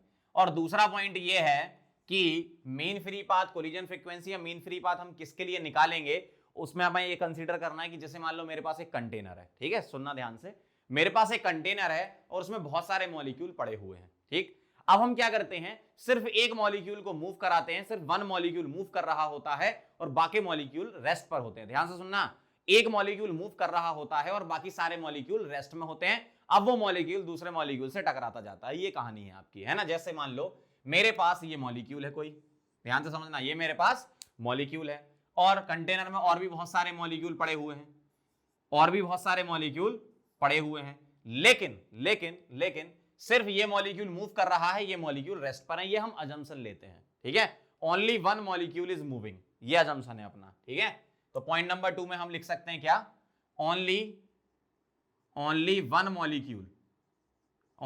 मॉलिक्यूल इज मूविंग, सिर्फ एक मॉलिक्यूल मूव कर रहा है और बाकी मॉलिक्यूल रेस्ट पर हैं, ये हम अजम्पशन मान के चलते हैं।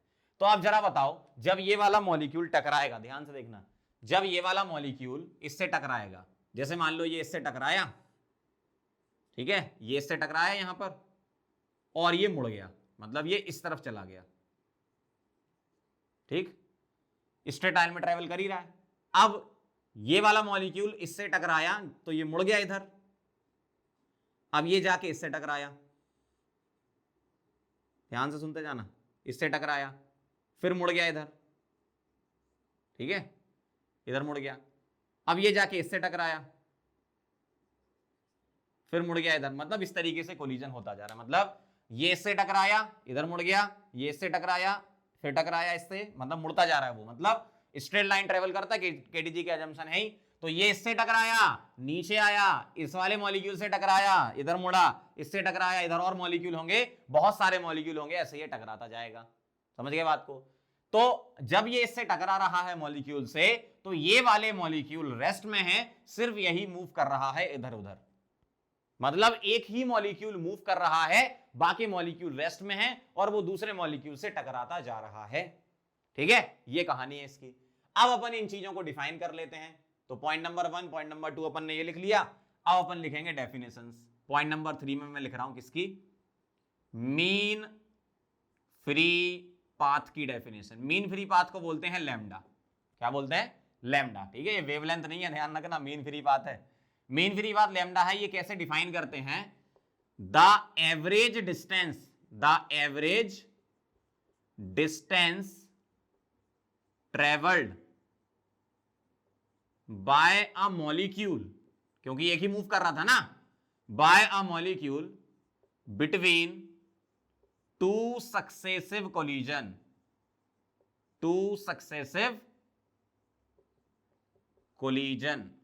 मतलब दो सक्सेसिव कोलिजन में जितनी एवरेज डिस्टेंस ट्रेवल कर रहा है मॉलिक्यूल, वही उसका मीन फ्री पाथ है। जैसे अगर ये मॉलिक्यूल इससे टकरा रहा है, ये पहला कोलिजन हुआ, फिर ये मॉलिक्यूल इससे टकराया तो ये दूसरा कोलिजन हुआ, मतलब जब ये मॉलिक्यूल इससे टकरा रहा था तो टक्कर यहां हो रही है सपोज, है ना, और फिर ये मॉलिक्यूल इससे टकराया, इधर मुड़ गया, फिर ऐसे गया, इससे टकराया, ठीक है, ये मॉलिक्यूल इससे टकराया। अब अगर आप डायग्राम को थोड़ा सीधा बनाओ तो ज्यादा अच्छा लगेगा आपको, क्योंकि वो स्ट्रेट लाइन ट्रेवल भी आपको दिखेगा, है ना, जैसे इससे टकराया फिर इस तरफ मुड़ गया स्ट्रेट लाइन में, ठीक है, इधर मुड़ गया ऐसा, ये इधर जा रहा है, फिर इधर गया, इससे टकराया, फिर इधर जा रहा है, फिर इससे टकराया, फिर इधर जा रहा है, ऐसा है, ठीक है। तो जब ये इससे टकराया तो पहला कोलिजन यहां हो रहा है, फिर दूसरा कोलिजन कहां हो रहा है, यहां हो रहा है, ठीक है। तो पहले कोलिजन और दूसरे कोलिजन के बीच का डिस्टेंस ही मीन फ्री पाथ होगा, ठीक है, मतलब यहां से यहां तक की डिस्टेंस, मतलब सपोज मैं L1 मान लेता हूं, फिर यहां से यहां तक की डिस्टेंस मैं L2 मान लेता हूं, तो वो L1 L2 का एवरेज होगा। ऐसे बहुत बहुत सारे होते जाएंगे, L1 L2 L3 L4, उन सबका एवरेज होता जाएगा। जैसे इन दो कोलिजन के बीच का डिस्टेंस L1, इन दो कोलिजन के बीच का डिस्टेंस L2, फिर आगे कहीं कोलिजन हो रहा होगा L3, इस तरीके से हम एवरेज निकालते हैं, ठीक है।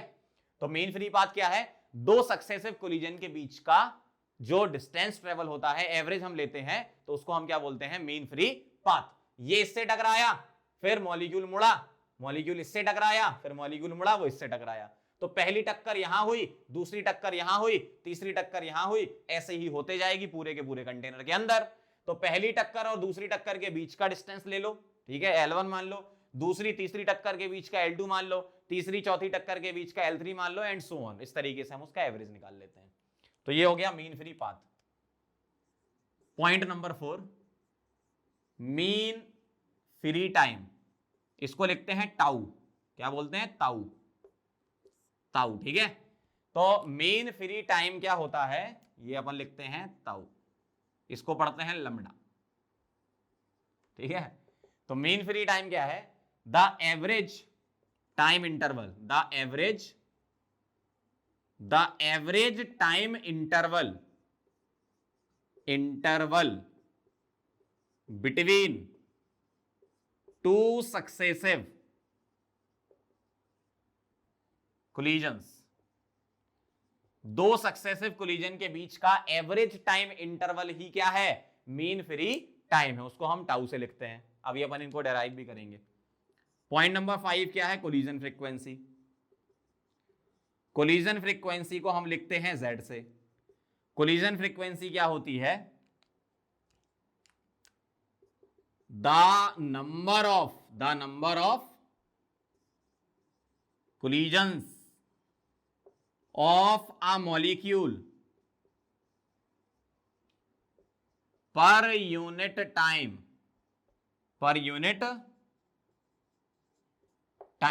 मतलब पर यूनिट टाइम में कितने कोलिजन हो रहे हैं एक मॉलिक्यूल के द्वारा, उसको हम कोलिजन फ्रीक्वेंसी बोलते हैं। ठीक है, तो ये बेसिक डेफिनेशन थी, इसको आप नोट करो अच्छे से, डेरिवेशन पर ध्यान देना। एक बार डेरिवेशन समझ में आ जाएगा तो सारी चीजें क्लियर हो जाएंगी, और न्यूमेरिकल भी मैं आपको करके बता दूंगा, जिसके चांसेस केमिस्ट्री में थोड़े कम हैं लेकिन फिजिक्स में बहुत हाई चांसेस हैं इस टाइप के क्वेश्चन आने के। ठीक है, नोट करो इसको। चलो बच्चों, तो अब आगे बढ़ते हैं और डेरिवेशन करते हैं mean free path, mean free time का और कोलिजन फ्रीक्वेंसी का। सबसे पहली चीज की ये डायग्राम क्या है, देखने में बड़ा डरावना सा लग रहा है लेकिन आसान है। क्या डायग्राम है ये, इसमें क्या हो रहा है, बहुत सारे मॉलिक्यूल प्रेजेंट है। ठीक है, ये जो ग्रीन ग्रीन वाले स्फीयर है, मॉलिक्यूल को अपन स्फेरिकल मान रहे हैं, तो बहुत सारे मॉलिक्यूल ये प्रेजेंट हैं। क्लियर, अगर बहुत सारे मॉलिक्यूल प्रेजेंट हैं तो हमें क्या करना है, सभी मॉलिक्यूल को रेस्ट पे लेना है, सिर्फ एक मॉलिक्यूल को चलाना है। क्लियर बात, सभी मॉलिक्यूल को रेस्ट पे लेना है, सिर्फ एक मॉलिक्यूल को चलाना है। मैंने मान लिया कि वो अपना मॉलिक्यूल है ये वाला, कौन सा वाला, ये वाला। ये मॉलिक्यूल घूम रहा है, ये ट्रेवल कर रहा है और बाकी रुके हुए हैं। तो कोलिजन, जब ये मॉलिक्यूल किसी दूसरे मॉलिक्यूल को कोलाइड करेगा तो क्या कंडीशन है कि वो कोलिजन होगा। तो कंडीशन ये है कि जैसे ये मॉलिक्यूल यहां पर अपनी पहली टक्कर कर रहा है, तो ये मॉलिक्यूल इससे क्यों टकरा रहा है, ये मॉलिक्यूल इससे इसलिए टकरा रहा है क्योंकि ये मॉलिक्यूल इस पर्टिकुलर सिलेंडर के अंदर, ये मॉलिक्यूल तो पहले से ही है और ये वाला मॉलिक्यूल जो है वो आधा अंदर है। ध्यान से सुनना जरा, मैंने एक हाइपोथेटिकल सिलेंडर ले लिया, ठीक है, और जो एक मॉलिक्यूल मूव कर रहा था वो ये वाला मॉलिक्यूल था जो मूव कर रहा था। ठीक है, ये मॉलिक्यूल रेस्ट पर रखे हुए हैं, तो ये मॉलिक्यूल मान लो यहां से आ रहा है दूर से, तो ये किससे टकराएगा, वो टकराएगा इस मॉलिक्यूल से। अगर मैंने ये एक सिलेंडर बना दिया तो ये मॉलिक्यूल इस मॉलिक्यूल से टकराएगा, पहला कोलिजन हुआ यहां पर। आगे बढ़ा मॉलिक्यूल, आगे बढ़ा आगे बढ़ा, ये मॉलिक्यूल इससे नहीं टकराएगा, क्यों, ये ऊपर निकल गया सिलेंडर में। भाई देखो, टकराएगा तो तभी ना जब आधा अंदर हो मॉलिक्यूल, कम से कम आधा अंदर तो होना चाहिए ना ये वाला, सीधी सी बात है भाई। अगर ये आधा अंदर होगा इस सिलेंडर के तभी इसकी इससे टक्कर होगी। अगर ये ऊपर चला गया थोड़ा सा भी या पूरा सा भी, तो इनकी टक्कर इससे नहीं होने वाली। बहुत ध्यान से समझना बात को, ये मॉलिक्यूल मूव कर रहा है, इसकी इससे टक्कर कब होगी भाई, इसकी इससे टक्कर तब होगी जब वो इस सिलेंडर के अंदर, मैंने ये जो बनाया ना, ये ब्लैक वाली जो डार्क वाली लाइन खींची, ये एक सिलेंडर मान लो आप, है ना, तो इस सिलेंडर के अंदर कम से कम आधा मॉलिक्यूल होना चाहिए, कम से कम आधा होना चाहिए।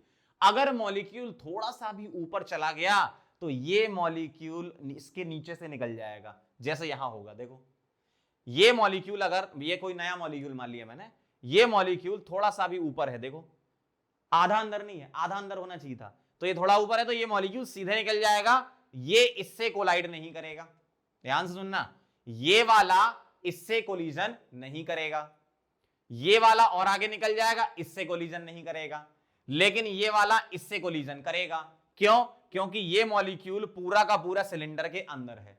तो कोलिजन कब होगा, कोलिजन कब होगा, जब मॉलिक्यूल कम से कम आधा अंदर होना चाहिए, तब कोलिजन स्टार्ट हो जाएगा।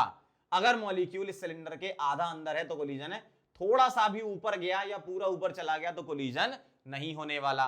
कम से कम आधा अंदर हो या पूरा हो तब तो कोलिजन होना ही है। समझ रहे हो बात को मैं क्या कह रहा हूं। तो जब इसका इससे पहला कोलिजन हुआ और इसका उसके बाद दूसरा कोलिजन हुआ, तो दो सक्सेसिव कोलिजन के बीच की डिस्टेंस मैंने ले ली, dt टाइम ट्रेवल इसने करा और वेलोसिटी v से करा, तो डिस्टेंस v dt ले ली। ठीक है, दो सक्सेसिव कोलिजन की अपन ने। और ये जो हमने सिलेंडर लिया, इसका जो अपन ने डायमीटर लिया, ये इसको 2r बोलते हैं। ठीक है, इसको मॉलिक्यूलर डायमीटर नाम है, ध्यान रखना। तो 2r क्या है, मॉलिक्यूलर डायमीटर, सिग्मा बोलते हैं इसको, क्या बोलते हैं, सिग्मा। तो ये क्या है, मॉलिक्यूलर डायमीटर। अच्छा क्लियर हुआ कॉन्सेप्ट क्या था ये, 2r या सिग्मा। एक बार फिर सुन लो, हम क्या कर रहे हैं, एक कंटेनर ले रहे हैं, उस कंटेनर में सारे मॉलिक्यूल रेस्ट में हैं, सिर्फ एक मूव कर रहा है।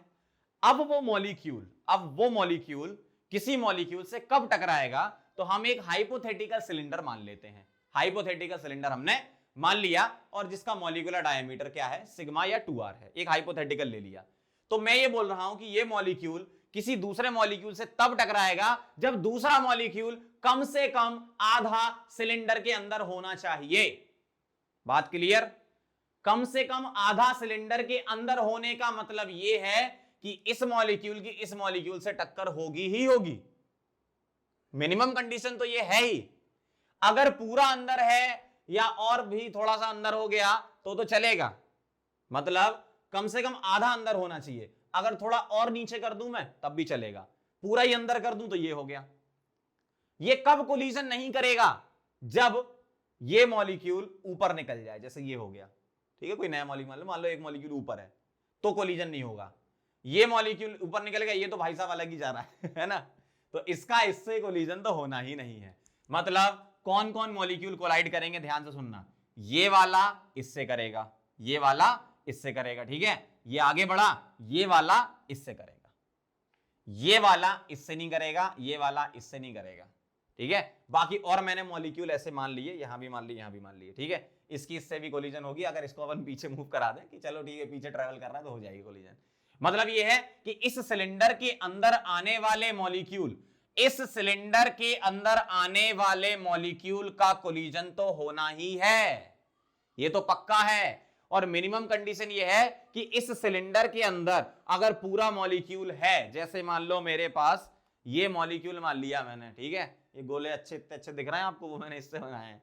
जैसे मान लो मेरे पास क्या है, ध्यान से देखना जरा, ये मॉलिक्यूल मान लिया सपोज, तो ये मॉलिक्यूल क्या है, ट्रेवल कर रहा है, ठीक है, घूम रहा है, स्ट्रेट लाइन ट्रेवल कर रहा है। तो ये मॉलिक्यूल आगे बढ़ेगा, इससे टकराएगा। देखो ना, ये मॉलिक्यूल अगर स्ट्रेट लाइन ट्रेवल कर रहा है सीधे, तो ये मॉलिक्यूल किससे नहीं टकरा रहा है, इससे नहीं टकरा रहा है, देखो स्लो मोशन में देख लो, इससे नहीं टकरा रहा है, लेकिन इससे टकरा जाएगा। मतलब अगर कोई मॉलिक्यूल है, ये मैंने एक सिलेंडर मान रखा है, तो मॉलिक्यूल अगर मिनिमम आधा अंदर है, कोई मॉलिक्यूल आधा अंदर है तो कोलिजन तो होना ही है, और अंदर है तो भी है, और अंदर है तो भी है, पूरा अंदर है तो भी है, पूरा अंदर इस सिलेंडर के अंदर घूम लेगा तो भी कोलिजन होता रहेगा, ठीक है। लेकिन अगर मॉलिक्यूल मेरे पास ये है, अगर मॉलिक्यूल कम से कम r डिस्टेंस अंदर होना चाहिए, अगर थोड़ा सा भी ऊपर चला गया ऐसा तो कोलिजन अब नहीं होगा, और ऊपर चला गया तो नहीं होगा, और ऊपर चला गया तो नहीं होगा, दुनिया से दूर चला गया तो भी नहीं होगा। भाई अगर बहुत दूर चला गया तो भी कोलिजन नहीं होगा। समझ गए बात को क्या थी, क्लियर समझ में आई? फिर से ध्यान से सुन लो जरा, कोई भी मॉलिक्यूल का कोलिजन कब होना है कब नहीं होना है, जब कोई मॉलिक्यूल को मैंने ऑब्जर्व किया ये वाला कि ये घूम रहा है, तो एक हाइपोथेटिकल सिलेंडर मैंने माना जिसका डायमीटर 2r है या सिग्मा है, जिसको मॉलिक्यूलर डायमीटर बोलते हैं। तो जो मॉलिक्यूल टकराने वाला है, मतलब जो टकराने वाला है बाकी रेस्ट वाले मॉलिक्यूल से, तो ये रेस्ट वाले मॉलिक्यूल क्या होने चाहिए, कब टक्कर होगी, कम से कम आधा इस सिलेंडर के अंदर होना चाहिए। अगर पूरा है तो बहुत अच्छी बात है, थोड़ा सा भी और अंदर आ गया तो भी अच्छी बात है, लेकिन ऐसा नहीं होना चाहिए कि ये यहां था और आगे जाके ये ऊपर चला गया, यहां पे मतलब कोई नया मॉलिक्यूल है वो ऊपर है तो ये सीधे निकल जाएगा, ये वाला सीधे निकल जाएगा, इससे टक्कर नहीं होगी। अगर इस मॉलिक्यूल को पीछे ट्रेवल कराओगे तो इससे हो जाएगी, ठीक है, इस वाले से नहीं होगी। क्यों, ये क्या है, ये सीधे निकल जाएगा ऐसा। तो समझ गए बात को? अब चलो डेरिवेशन की बातें करते हैं। मॉलिक्यूलर डायमीटर 2r सिग्मा हो गया, ठीक। अब ध्यान से देखना जरा, मैं यहां पर एक वैल्यू निकाल रहा हूं, एक पैरामीटर निकाल रहा हूं जिसको बोलते हैं नंबर डेंसिटी। क्या बोलते हैं? Number density. नंबर डेंसिटी क्या होती है?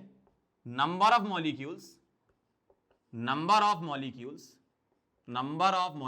पर unit volume, number of molecules पर यूनिट वॉल्यूम। और नंबर डेंसिटी को हम लिखते हैं n स्टार लगा देते हैं, ठीक है, n star, number of molecules पर यूनिट वॉल्यूम। इसकी जरूरत पड़ेगी आगे, इसलिए मैं निकाल रहा हूं। कैसे निकालोगे? बहुत आसान है, n star is equal to क्या लिखूंगा, n बाय v लिखूंगा।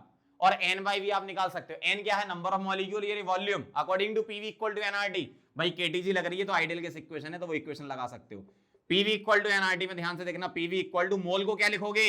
Number of molecule upon Avogadro number RT. सही बात है। अब ध्यान से देखना, P is equal to N, मैंने V को N के साथ ले लिया नीचे और Na को R के साथ नीचे ले लिया, और R बाय Na तुम्हारा K होता है बोल्ट्जमैन कांस्टेंट, और N by V N star हो गया। तो P इज इक्वल टू क्या आ गया? N स्टार KT, मतलब N star number density is equal to क्या होता है? P by KT। ठीक है, नंबर डेंसिटी का फॉर्मूला याद रखना, कभी अगर पूछ ले तो हम निकाल लेंगे। ठीक है, जो K है वो क्या है आपका? बोल्ट्जमैन कांस्टेंट है 1.38 into 10 to the power minus 23 joule per kelvin वाला। अगर वो जूल में लिया है आपने तो P को पास्कल में रखना पड़ेगा, T को केल्विन में रखना पड़ेगा। P pascal, K joule per kelvin, T क्या है? T क्या है? टेम्परेचर केल्विन में। ठीक है, नंबर डेंसिटी की आगे जरूरत पड़ेगी, अभी अपन इसको नोट करें और डायग्राम बहुत अच्छे से बनाएं, बिल्कुल क्लियर मैंने समझा दिया आपको क्या क्या कहानी इसमें होती है। ठीक है, एक मॉलिक्यूल मूव करता है, बाकी मॉलिक्यूल रेस्ट करते हैं। हम एक सिलेंडर, मतलब रेस्ट पर होते हैं, हम एक सिलेंडर मान लेते हैं 2r डायमीटर का, मॉलिक्यूलर डायमीटर 2r का, जो कि सिग्मा होता है। अगर कोई मॉलिक्यूल टकराएगा तो उसकी कंडीशन ये है कम से कम मॉलिक्यूल आधा अंदर होना चाहिए, उतनी रेडियस के बराबर अंदर होना चाहिए, और अंदर है तो अच्छी बात है, पूरा अंदर है तो बहुत अच्छी बात है। इससे ऊपर निकल गया तो कोलिजन नहीं होंगे, और ऊपर निकल गया तो भी कोलिजन नहीं होंगे। ठीक है, अब इसको नोट करो, फिर हम आगे बढ़ते हैं। लिख लो।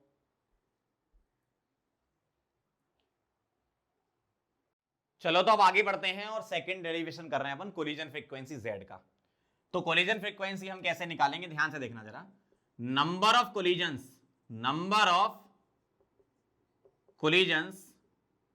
इन dt टाइम। भाई अगर मॉलिक्यूल ने dt टाइम में डिस्टेंस ट्रेवल v dt करी है तो number of collision in dt time कैसे निकालोगे आप? ध्यान से देखना जरा।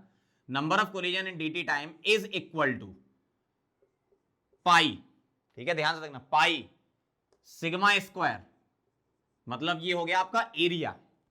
भाई इसी सिलेंडर में हम नंबर ऑफ कोलिजन देखेंगे ना, तो पाई सिग्मा स्क्वायर, ये क्या हो गया? एरिया, इनटू डिस्टेंस ट्रेवल कितनी करी? VDT, और इनटू नंबर डेंसिटी, मतलब नंबर ऑफ मॉलिक्यूल्स पर यूनिट वॉल्यूम। ठीक है, तो नंबर डेंसिटी से मल्टीप्लाई कर दो तो number of collision in dt time आ जाएगा। तो ये कितना आ गया? Pi sigma square VN star dt। अब ध्यान से देखना जरा, एरिया इंटू डिस्टेंस, ये वॉल्यूम हो गया, और इंटू नंबर डेंसिटी कर दिया तो number of collision in dt time आ गए। अब नंबर ऑफ कोलिजन्स निकाल रहा हूं मैं per unit time. Number of collisions per unit time, यही क्या होता है तुम्हारा? Z। ठीक है, तो number of collisions per unit time Z क्या आ जाएगा?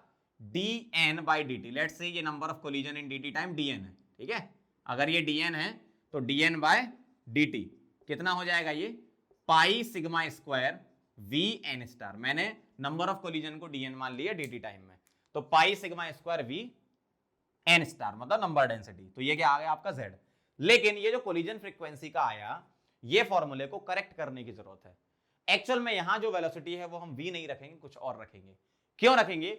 क्योंकि जो मॉलिक्यूल्स हैं उनकी टक्कर जीरो एंगल पे भी हो सकती है।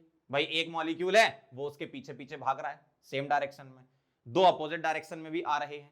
ठीक है, क्योंकि हम क्या कर रहे हैं, जब हम डिफाइन करते हैं चीजों को तो हम एक मॉलिक्यूल को मान रहे हैं, बाकी रेस्ट में है। ऐसे हम हर एक मॉलिक्यूल के लिए करते जाएंगे, मतलब हर एक मॉलिक्यूल की कुछ ना कुछ स्पीड तो माननी पड़ेगी ना। मतलब एक ही टाइम पे एक मॉलिक्यूल ट्रेवल करता है, ऐसे अपने को अलग अलग मानने पड़ेंगे कंडीशन, है ना। तो जैसे दो मॉलिक्यूल है, एक का किसी टाइम पर किसी वेलोसिटी v1 मान ली, दूसरे की v2 मान ली। जब हम दूसरे के लिए एनालिसिस कर रहे थे तो v1 v2 के लिए हमें क्या करना होगा, जब भी हम वेलोसिटी लेंगे तो वो हमें एवरेज लेनी होगी। वेलोसिटी लेनी पड़ेगी क्या? एवरेज, क्योंकि हम डेरिवेशन, देखो जब भी हम डिफाइन कर रहे हैं तो हम ये बोल रहे हैं कि एक मूव कर रहा है, बाकी सब रेस्ट पर है। लेकिन एक्चुअल में तो गैस मॉलिक्यूल सारे मूव कर रहे हैं ना। हमने तो डिफाइन करने के लिए कि मीन फ्री पाथ कैसे डिफाइन करेंगे तो हमने ऐसा बोला, बाकी मॉलिक्यूल तो और भी मूव करेंगे ना। मतलब हमें यहां पर जो v वेलोसिटी है वो एवरेज वेलोसिटी रखनी होगी, और एवरेज वेलोसिटी के लिए हम ये मान लेंगे कि हम बहुत सारे मॉलिक्यूल में ये मान लेंगे कि 90 डिग्री एंगल पर वो टकरा रहे हैं। ठीक है, या हम वेक्टर से वेक्टर का एवरेज वगैरह v एवरेज निकाल सकते हैं। ठीक है, वेक्टर से नहीं निकालेंगे अपन, ये मान लेंगे कि 90 डिग्री पर टकरा रहे हैं। जैसे मान लो दो मॉलिक्यूल हैं, उनकी टक्कर हो रही है 90 डिग्री पर। ठीक है, तो एक की वेलोसिटी यहां मान लो v1 थी और एक की वेलोसिटी v2 थी, ये इधर जा रहा है, ये इधर जा रहा है और इनकी टक्कर हो रही है। तो ये v1 वेलोसिटी या v वेलोसिटी और इसकी v मान ली, तो इसका रिजल्टेंट क्या आएगा, √2v आएगा। तो हमने क्या माना कि दो मॉलिक्यूल 90 डिग्री एंगल पे टकरा रहे हैं, मतलब एवरेज कंडीशन हमने ये मान ली, और उसका जो हमने रिजल्टेंट लिया वो क्या लिया, √2v। तो इधर हमें फैक्टर इंट्रोड्यूस करना पड़ेगा v की जगह √2v। तो हम क्या बोलेंगे, फाइनल फॉर्मूला जो बोलेंगे कोलिजन फ्रीक्वेंसी z का, वो v को रिप्लेस करना पड़ेगा किससे, √2v से, पाई सिग्मा स्क्वायर n स्टार। ये आप वेक्टर के रिजल्टेंट से भी निकाल सकते हो, ठीक है, √2v पाई सिग्मा स्क्वायर n स्टार। ये है तुम्हारा फाइनल फॉर्मूला किसका, कोलिजन फ्रीक्वेंसी का। तो आपको ये एक डेरिवेशन मैंने करके बताया है और एक अजम्पशन हमने लिया है कि सपोज 90 डिग्री अपना एवरेज एंगल अपन ने मान लिया, तो यहां मुझे क्या रखना है, √2v पाई सिग्मा स्क्वायर n स्टार। अब ये क्या क्या चीजें यहां पर, v तुम्हारा होता है एवरेज वेलोसिटी, v क्या है, एवरेज वेलोसिटी, ठीक है, √8RT/πm, वो तो आप जानते ही हो। सिग्मा क्या है, molecular diameter 2r, molecular diameter 2r, और n स्टार क्या है तुम्हारी, नंबर डेंसिटी, नंबर डेंसिटी पीछे निकाला था फॉर्मूला है ना, नंबर डेंसिटी क्या होता है, ये P/kT, ठीक है। तो फाइनल फॉर्मूला जो याद रखना है वो आपको याद रखना है, ठीक है। डेरिवेशन एक बार करके बताया, इतना खास इंपॉर्टेंट नहीं है। फाइनल फॉर्मूला ध्यान रखना, कोलिजन फ्रीक्वेंसी का ये होता है, और इसमें क्या क्या चीजें हैं, v average velocity, n molecular diameter, और n स्टार नंबर डेंसिटी है, जो कि P/kT होता है, ठीक है। चलो इसको नोट करो, फिर हम आगे बढ़ते हैं। चलो बच्चों, तो आगे बढ़ते हैं, और दो चीजें और बची हैं अपनी, क्या, कोलिजन फ्रीक्वेंसी अपना हो चुका था, मीन फ्री टाइम लिख रहा हूं मैं, ठीक है, ध्यान से देखना जरा। मीन फ्री टाइम कैसे निकालेंगे, mean free time, mean free time होता है टाउ, क्या होता है, टाउ, ठीक है। तो मीन फ्री टाइम टाउ हम लिखते हैं, tau is equal to 1/z, 1/z, z हम निकाल चुके हैं। तो z क्या था अपना, तो टाउ का फॉर्मूला फाइनली बन जाएगा क्या, z क्या था, √2 pi sigma square v average और नंबर डेंसिटी n स्टार, ऐसा। तो ये किसका फॉर्मूला आ गया, टाउ का आ गया, मीन फ्री टाइम का। इसी तरीके से मीन फ्री पाथ हम लिख सकते हैं क्या, ध्यान से देखना जरा, mean free path, mean free path क्या होगा, एवरेज डिस्टेंस ट्रेवल्ड पर सेकंड, मतलब वेलोसिटी ऊपर रखो, divided by number of collision made by a molecule per unit time, मतलब सीधा सीधा टाउ हम बोल सकते हैं। मतलब मीन फ्री पाथ लैम्डा को हम ऐसे लिख सकते हैं, लैम्डा इज इक्वल टू क्या हो जाएगा, velocity v average into tau, सही ना, v एवरेज इंटू टाउ। तो लैम्डा क्या आ गया आपका, velocity into tau, 1/√2 pi sigma square v n star, v से v उड़ा दो, क्या आ गया लैम्डा का final formula, 1/√2 pi sigma square n star. भाई मीन फ्री पाथ आप क्या बोलते हो, मीन फ्री पाथ यही बोलते हैं ना, distance between two successive collision. तो डिस्टेंस क्या आएगा, velocity into mean free time, सही ना भाई, velocity is equal to distance upon time होता है ना, सीधा सीधा। तो वही मैंने लगाया यहां पर। अगर आपको फॉर्मूले के फॉर्म में लिखना तो ऐसे लिख सकते हो, क्या, lambda is equal to average distance travelled by a molecule per second, मतलब एक तरीके से क्या हो गया, एवरेज वेलोसिटी हो गई ऊपर, डिवाइडेड बाय, ठीक है, divided by number of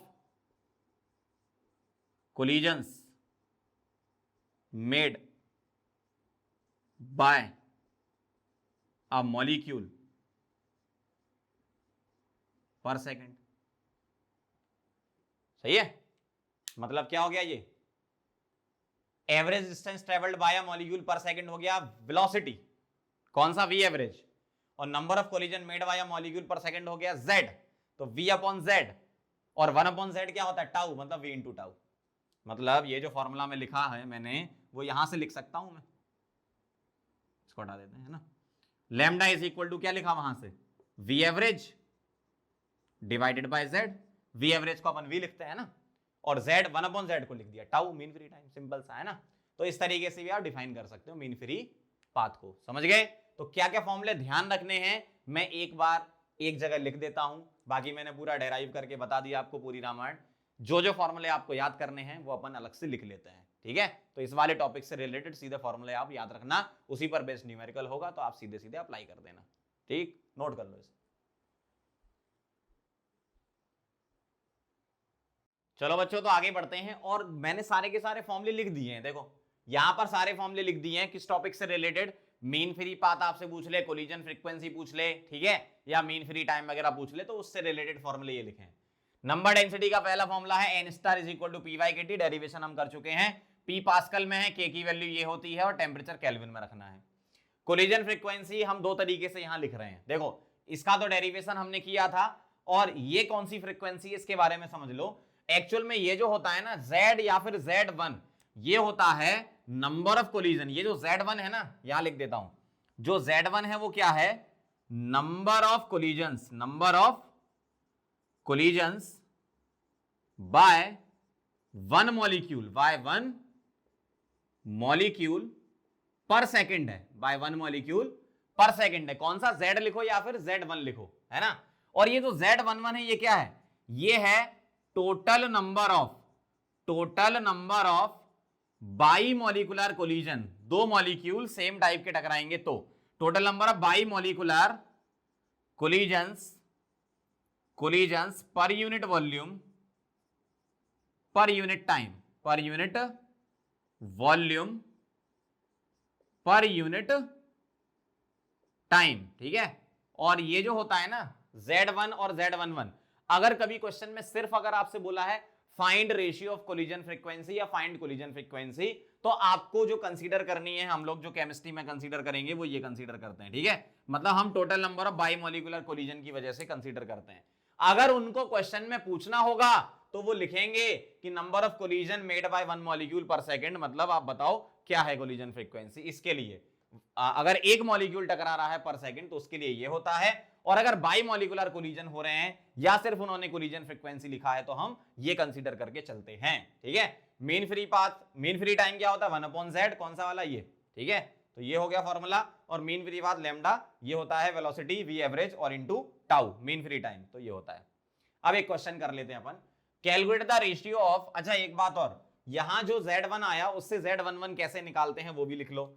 Z11 is equal to होता है Z1 into N star by 2, मतलब नंबर डेंसिटी बाई 2, क्योंकि बाई मॉलिक्यूलर है, दो मॉलिक्यूल के लिए हम निकालते हैं तो पर डिवाइड बाई 2 कर देते हैं यहां पर, है ना। और दूसरे वाले मॉलिक्यूल के लिए नंबर डेंसिटी एन स्टार जो होता है, तो Z1 into N star by 2 उससे डिराइव होके आ जाएगा, है ना। डायरेक्ट ध्यान रखना आप। Calculate the ratio of mean free path of the molecules of two gases having molecular diameter 1 angstrom and 2 angstrom. क्या निकालना है, मीन फ्री पाथ। तो मीन फ्री पाथ क्या हो गया आपका ये, ठीक है, ध्यान से देखना जरा। लैम्डा इज इक्वल टू क्या है 1/√2 pi sigma square N star, और एन स्टार क्या होता है पी बाई के टी। अब क्वेश्चन में लिखा ही है उन्होंने क्या, at same P N T, इसका मतलब एन स्टार कॉन्स्टेंट हो जाएगा, पी एन टी सेम है तो, और √2 बचपन से कांस्टेंट होता है, पाई भी कांस्टेंट होता है 3.14, तो सिग्मा और लैम्डा का रिलेशन क्या आएगा, lambda is inversely proportional to sigma square, मतलब लैम्डा 1/λ2 मुझे लिखना है तो मैं लिखूंगा सिग्मा 2 अपॉन सिग्मा 1 का होल स्क्वायर। अब दोनों का मॉलिक्यूलर डायमीटर दिया है 1 और 2 दिया है, ठीक है। रेशियो है तो इसको चेंज करने की जरूरत नहीं है ना, एंगस्ट्रॉम में लिखो। अगर रेशियो नहीं होता, कुछ डायरेक्ट आपको वैल्यू निकालनी होती तो सिग्मा को हम मीटर में रखते हैं, तो ये आ जाएगा 2/1 का होल स्क्वायर, मतलब 4/1, ठीक है। और अगर आपको डायरेक्ट कोई फॉर्मूला लगाना है, परफेक्ट वैल्यू निकालनी है z की या फिर 1/z की या लैम्डा की, तो यहां सिग्मा मीटर में रखेंगे अपन, ठीक है, ध्यान रखना इस बात का, समझ गए। चलो इसको नोट करो, फिर और क्वेश्चन करते हैं। चलो बच्चों तो आगे बढ़ते हैं, कुछ क्वेश्चन और देख लो, बड़े सिंपल से क्वेश्चन होते हैं। Find mean free path lambda for N2 gas at STP, given है आपको molecular diameter of N2 molecule, sigma दिया है आपको 2 एंगस्ट्रॉम, ठीक है। ध्यान से देखो जरा, लैम्डा का फॉर्मूला क्या था, 1/√2 pi sigma square N star. अब ये एन स्टार नंबर डेंसिटी क्या होता है, number of molecule per unit volume, और वॉल्यूम कहां पर रखना है आपको, एसटीपी पे रखना है, लेकिन किस में रखना, मीटर क्यूब में रखना। ऊपर नंबर ऑफ मॉलिक्यूल्स रख दिए मैंने 6 × 10 की पावर 23, एसटीपी कंडीशन दे रखी है, और वॉल्यूम होता है 22.4, लेकिन ये तो लीटर में होता है, लीटर को मीटर क्यूब में कन्वर्ट करोगे तो 10 की पावर -3 से मल्टीप्लाई करना पड़ेगा नीचे। अब इसको यहां पुट कर दो, सिग्मा को मीटर में ले लेना, कितना हो जाएगा, एंगस्ट्रॉम जो हो जाएगा 2 × 10 की पावर -10 मीटर, पुट कर दो, आंसर आ जाएगा, सिंपल सा है। √2 रख दो 1.4142, तो 1.4 3.14 पाई हो गया, सिग्मा हो गया 2 × 10 की पावर -10 हो गया, इसका होल स्क्वायर, और इनटू नंबर डेंसिटी रखोगे 6 × 10 की पावर 23 डिवाइडेड बाय ये नीचे आएगा जो ऊपर चला जाएगा, तो 22.4 × 10 की पावर -3, इसको सॉल्व करोगे तो आएगा 2.1 के अप्रॉक्स × 10 की पावर -7 मीटर में आएगा। यूनिट का खास ध्यान रखेंगे, यहां वॉल्यूम मीटर क्यूब में रखना है और सिग्मा मीटर में रखना है, ठीक है। चलो आगे बढ़ते हैं। अगला सवाल कह रहा है if the mean free path is lambda at 1 ATM, ठीक है, then find its value at 5 ATM। बहुत बढ़िया, सीधा सा, जिसको फॉर्मूला याद है वो एग्जाम में क्वेश्चन कर लेगा, जिसको नहीं याद है वो सोचना भी मत। Lambda is equal to 1/√2 pi sigma square n star. अब देखो जरा, टेम्परेचर प्रेशर का क्या रिलेशन होगा, n स्टार होता है P/kT, ध्यान से देखना, lambda is equal to √2 pi sigma square, इसको रख रहा हूं मैं क्या, P/kT, तो kT ऊपर चला जाएगा, k मतलब बोल्ट्जमैन कांस्टेंट है आपका, ठीक है। तो अगर सारी चीजें कांस्टेंट हैं तो T is directly proportional to क्या आएगा, T is directly proportional to, sorry, lambda is directly proportional to क्या आएगा, टेम्परेचर कांस्टेंट है, K बोल्ट्जमैन कांस्टेंट होता ही है, सिग्मा मॉलिक्यूलर डायमीटर भी कांस्टेंट होगा, बस P वेरी करेगा, तो lambda is directly proportional to 1/P या इनवर्सली प्रोपोर्शनल टू P। मतलब lambda 2/λ1 is equal to P1/P2। Lambda 2 निकालना है, लैम्डा 1 कितना दे रखा है, लैम्डा, और P1 दे रखा है 1 ATM, और P2 कितना दे रखा है 5 ATM। तो लैम्डा 2 का फाइनल आंसर आपका आया λ/5। इसी टाइप के क्वेश्चन एग्जाम में आते रहेंगे, फॉर्मूले याद कर लो, बहुत इजी क्वेश्चन होते हैं, बना लोगे, ठीक है। अगर कभी टेम्परेचर भी वेरी कर दें तो यहां से जो रिलेशन है इसको भी आप लिख लेना, फॉर्मूले जो मैंने लिखाए थे वहां पे ऐड कर लेना। क्या, अगर टेम्परेचर प्रेशर दोनों वेरी करें तो lambda is directly proportional to T/P होता है। अगर टेम्परेचर कांस्टेंट है तो ये कर देना, और अगर प्रेशर कांस्टेंट है तो lambda is directly proportional to T कर देना, ठीक है। तो इस टाइप से मीन फ्री पाथ के क्वेश्चन हमने कर लिए हैं, ठीक है। तो अब हम मिलते हैं नेक्स्ट लेक्चर में। यहां तक मैंने क्या क्या आपको करा दिया है एक बार फिर से समराइज कर देता हूं। हमने सारे गैस लॉ पढ़ लिए, ठीक है, हमने सारे गैस लॉ पढ़ लिए हैं जितने भी टाइप के होते हैं, केटीजी हमने पढ़ ली है, मॉलिक्यूलर स्पीड्स हमने पढ़ ली है, ठीक है, ग्राम्स लॉ, डिफ्यूजन वगैरह पढ़ लिया, डाल्टन्स लॉ पढ़ लिया, उसमें भी रिलेटिव ह्यूमिडिटी वगैरह ये सारा कवर कर लिया, एक्वस टेंशन वाला कवर कर लिया, हमने बहुत सारी चीजें कवर कर ली। इस लेक्चर में हमने मैक्सवेल डिस्ट्रीब्यूशन बोल्ट्जमैन जो कर्व होता है आपका वो वाला कर लिया, मैक्सवेल बोल्ट्जमैन डिस्ट्रीब्यूशन कर्व वो कर लिया, ठीक, और उससे रिलेटेड बहुत अच्छे अच्छे क्वेश्चन हमने किए। फिर हम मॉलिक्यूलर स्पीड्स पे गए, मॉलिक्यूलर स्पीड में सारी चीजें हमने पढ़ी, वहां पर हमने डेरिवेशन वगैरह भी करे थे स्पीड वगैरह के, ठीक है, और जितने भी टाइप के क्वेश्चन आपको दिख सकते हैं वो सारे मैंने आपको वहां करा दिए हैं। उसके बाद हम आए थे मीन फ्री पाथ और कोलिजन फ्रीक्वेंसी और मीन फ्री टाइम पर, ठीक है। तो जिसमें से ये वाला टॉपिक थोड़ा लेस इंपॉर्टेंट है, लेकिन इस टाइप के इजी क्वेश्चन जेईई मेन और नीट में पूछे जा सकते हैं। तो मैंने जो आपको फॉर्मूले लिखाए थे वो जरूर आप याद कर लेना, डायरेक्ट याद करना अगर क्वेश्चन आया, वैसे क्वेश्चन मीन फ्री पाथ पर ही आने के चांस होते हैं, तो ये रहा फॉर्मूला, इसको याद कर लेना। n स्टार ध्यान रखना, ये क्या होता है, n/v या फिर P/kT, ठीक है। तो ये सारी की सारी कहानी अपनी खत्म हो गई। अब हम नेक्स्ट लेक्चर में मिलेंगे तो स्टार्ट करेंगे रियल गैस, जो कि एक बहुत इंपॉर्टेंट पोर्शन होता है गैसेस स्टेट वाले चैप्टर का, और लास्ट वाला पोर्शन भी होता है, ठीक है। मैं आपको गैसेस स्टेट में लिक्विफेक्शन ऑफ द गैसेस वगैरह भी पढ़ाऊंगा, ठीक है। फिर मैं आपको प्रेशर कैलकुलेशन, बैरोमीटर, मैनोमीटर वगैरह भी पढ़ाऊंगा, और आपको यहां पर यूडियोमेट्री भी पढ़ाई जाएगी, ठीक है। यूडियोमेट्री एक होता है कुछ, जब आएगा तब पढ़ लेना। चलो इसको नोट कर लो, फिर अपन मिलते हैं।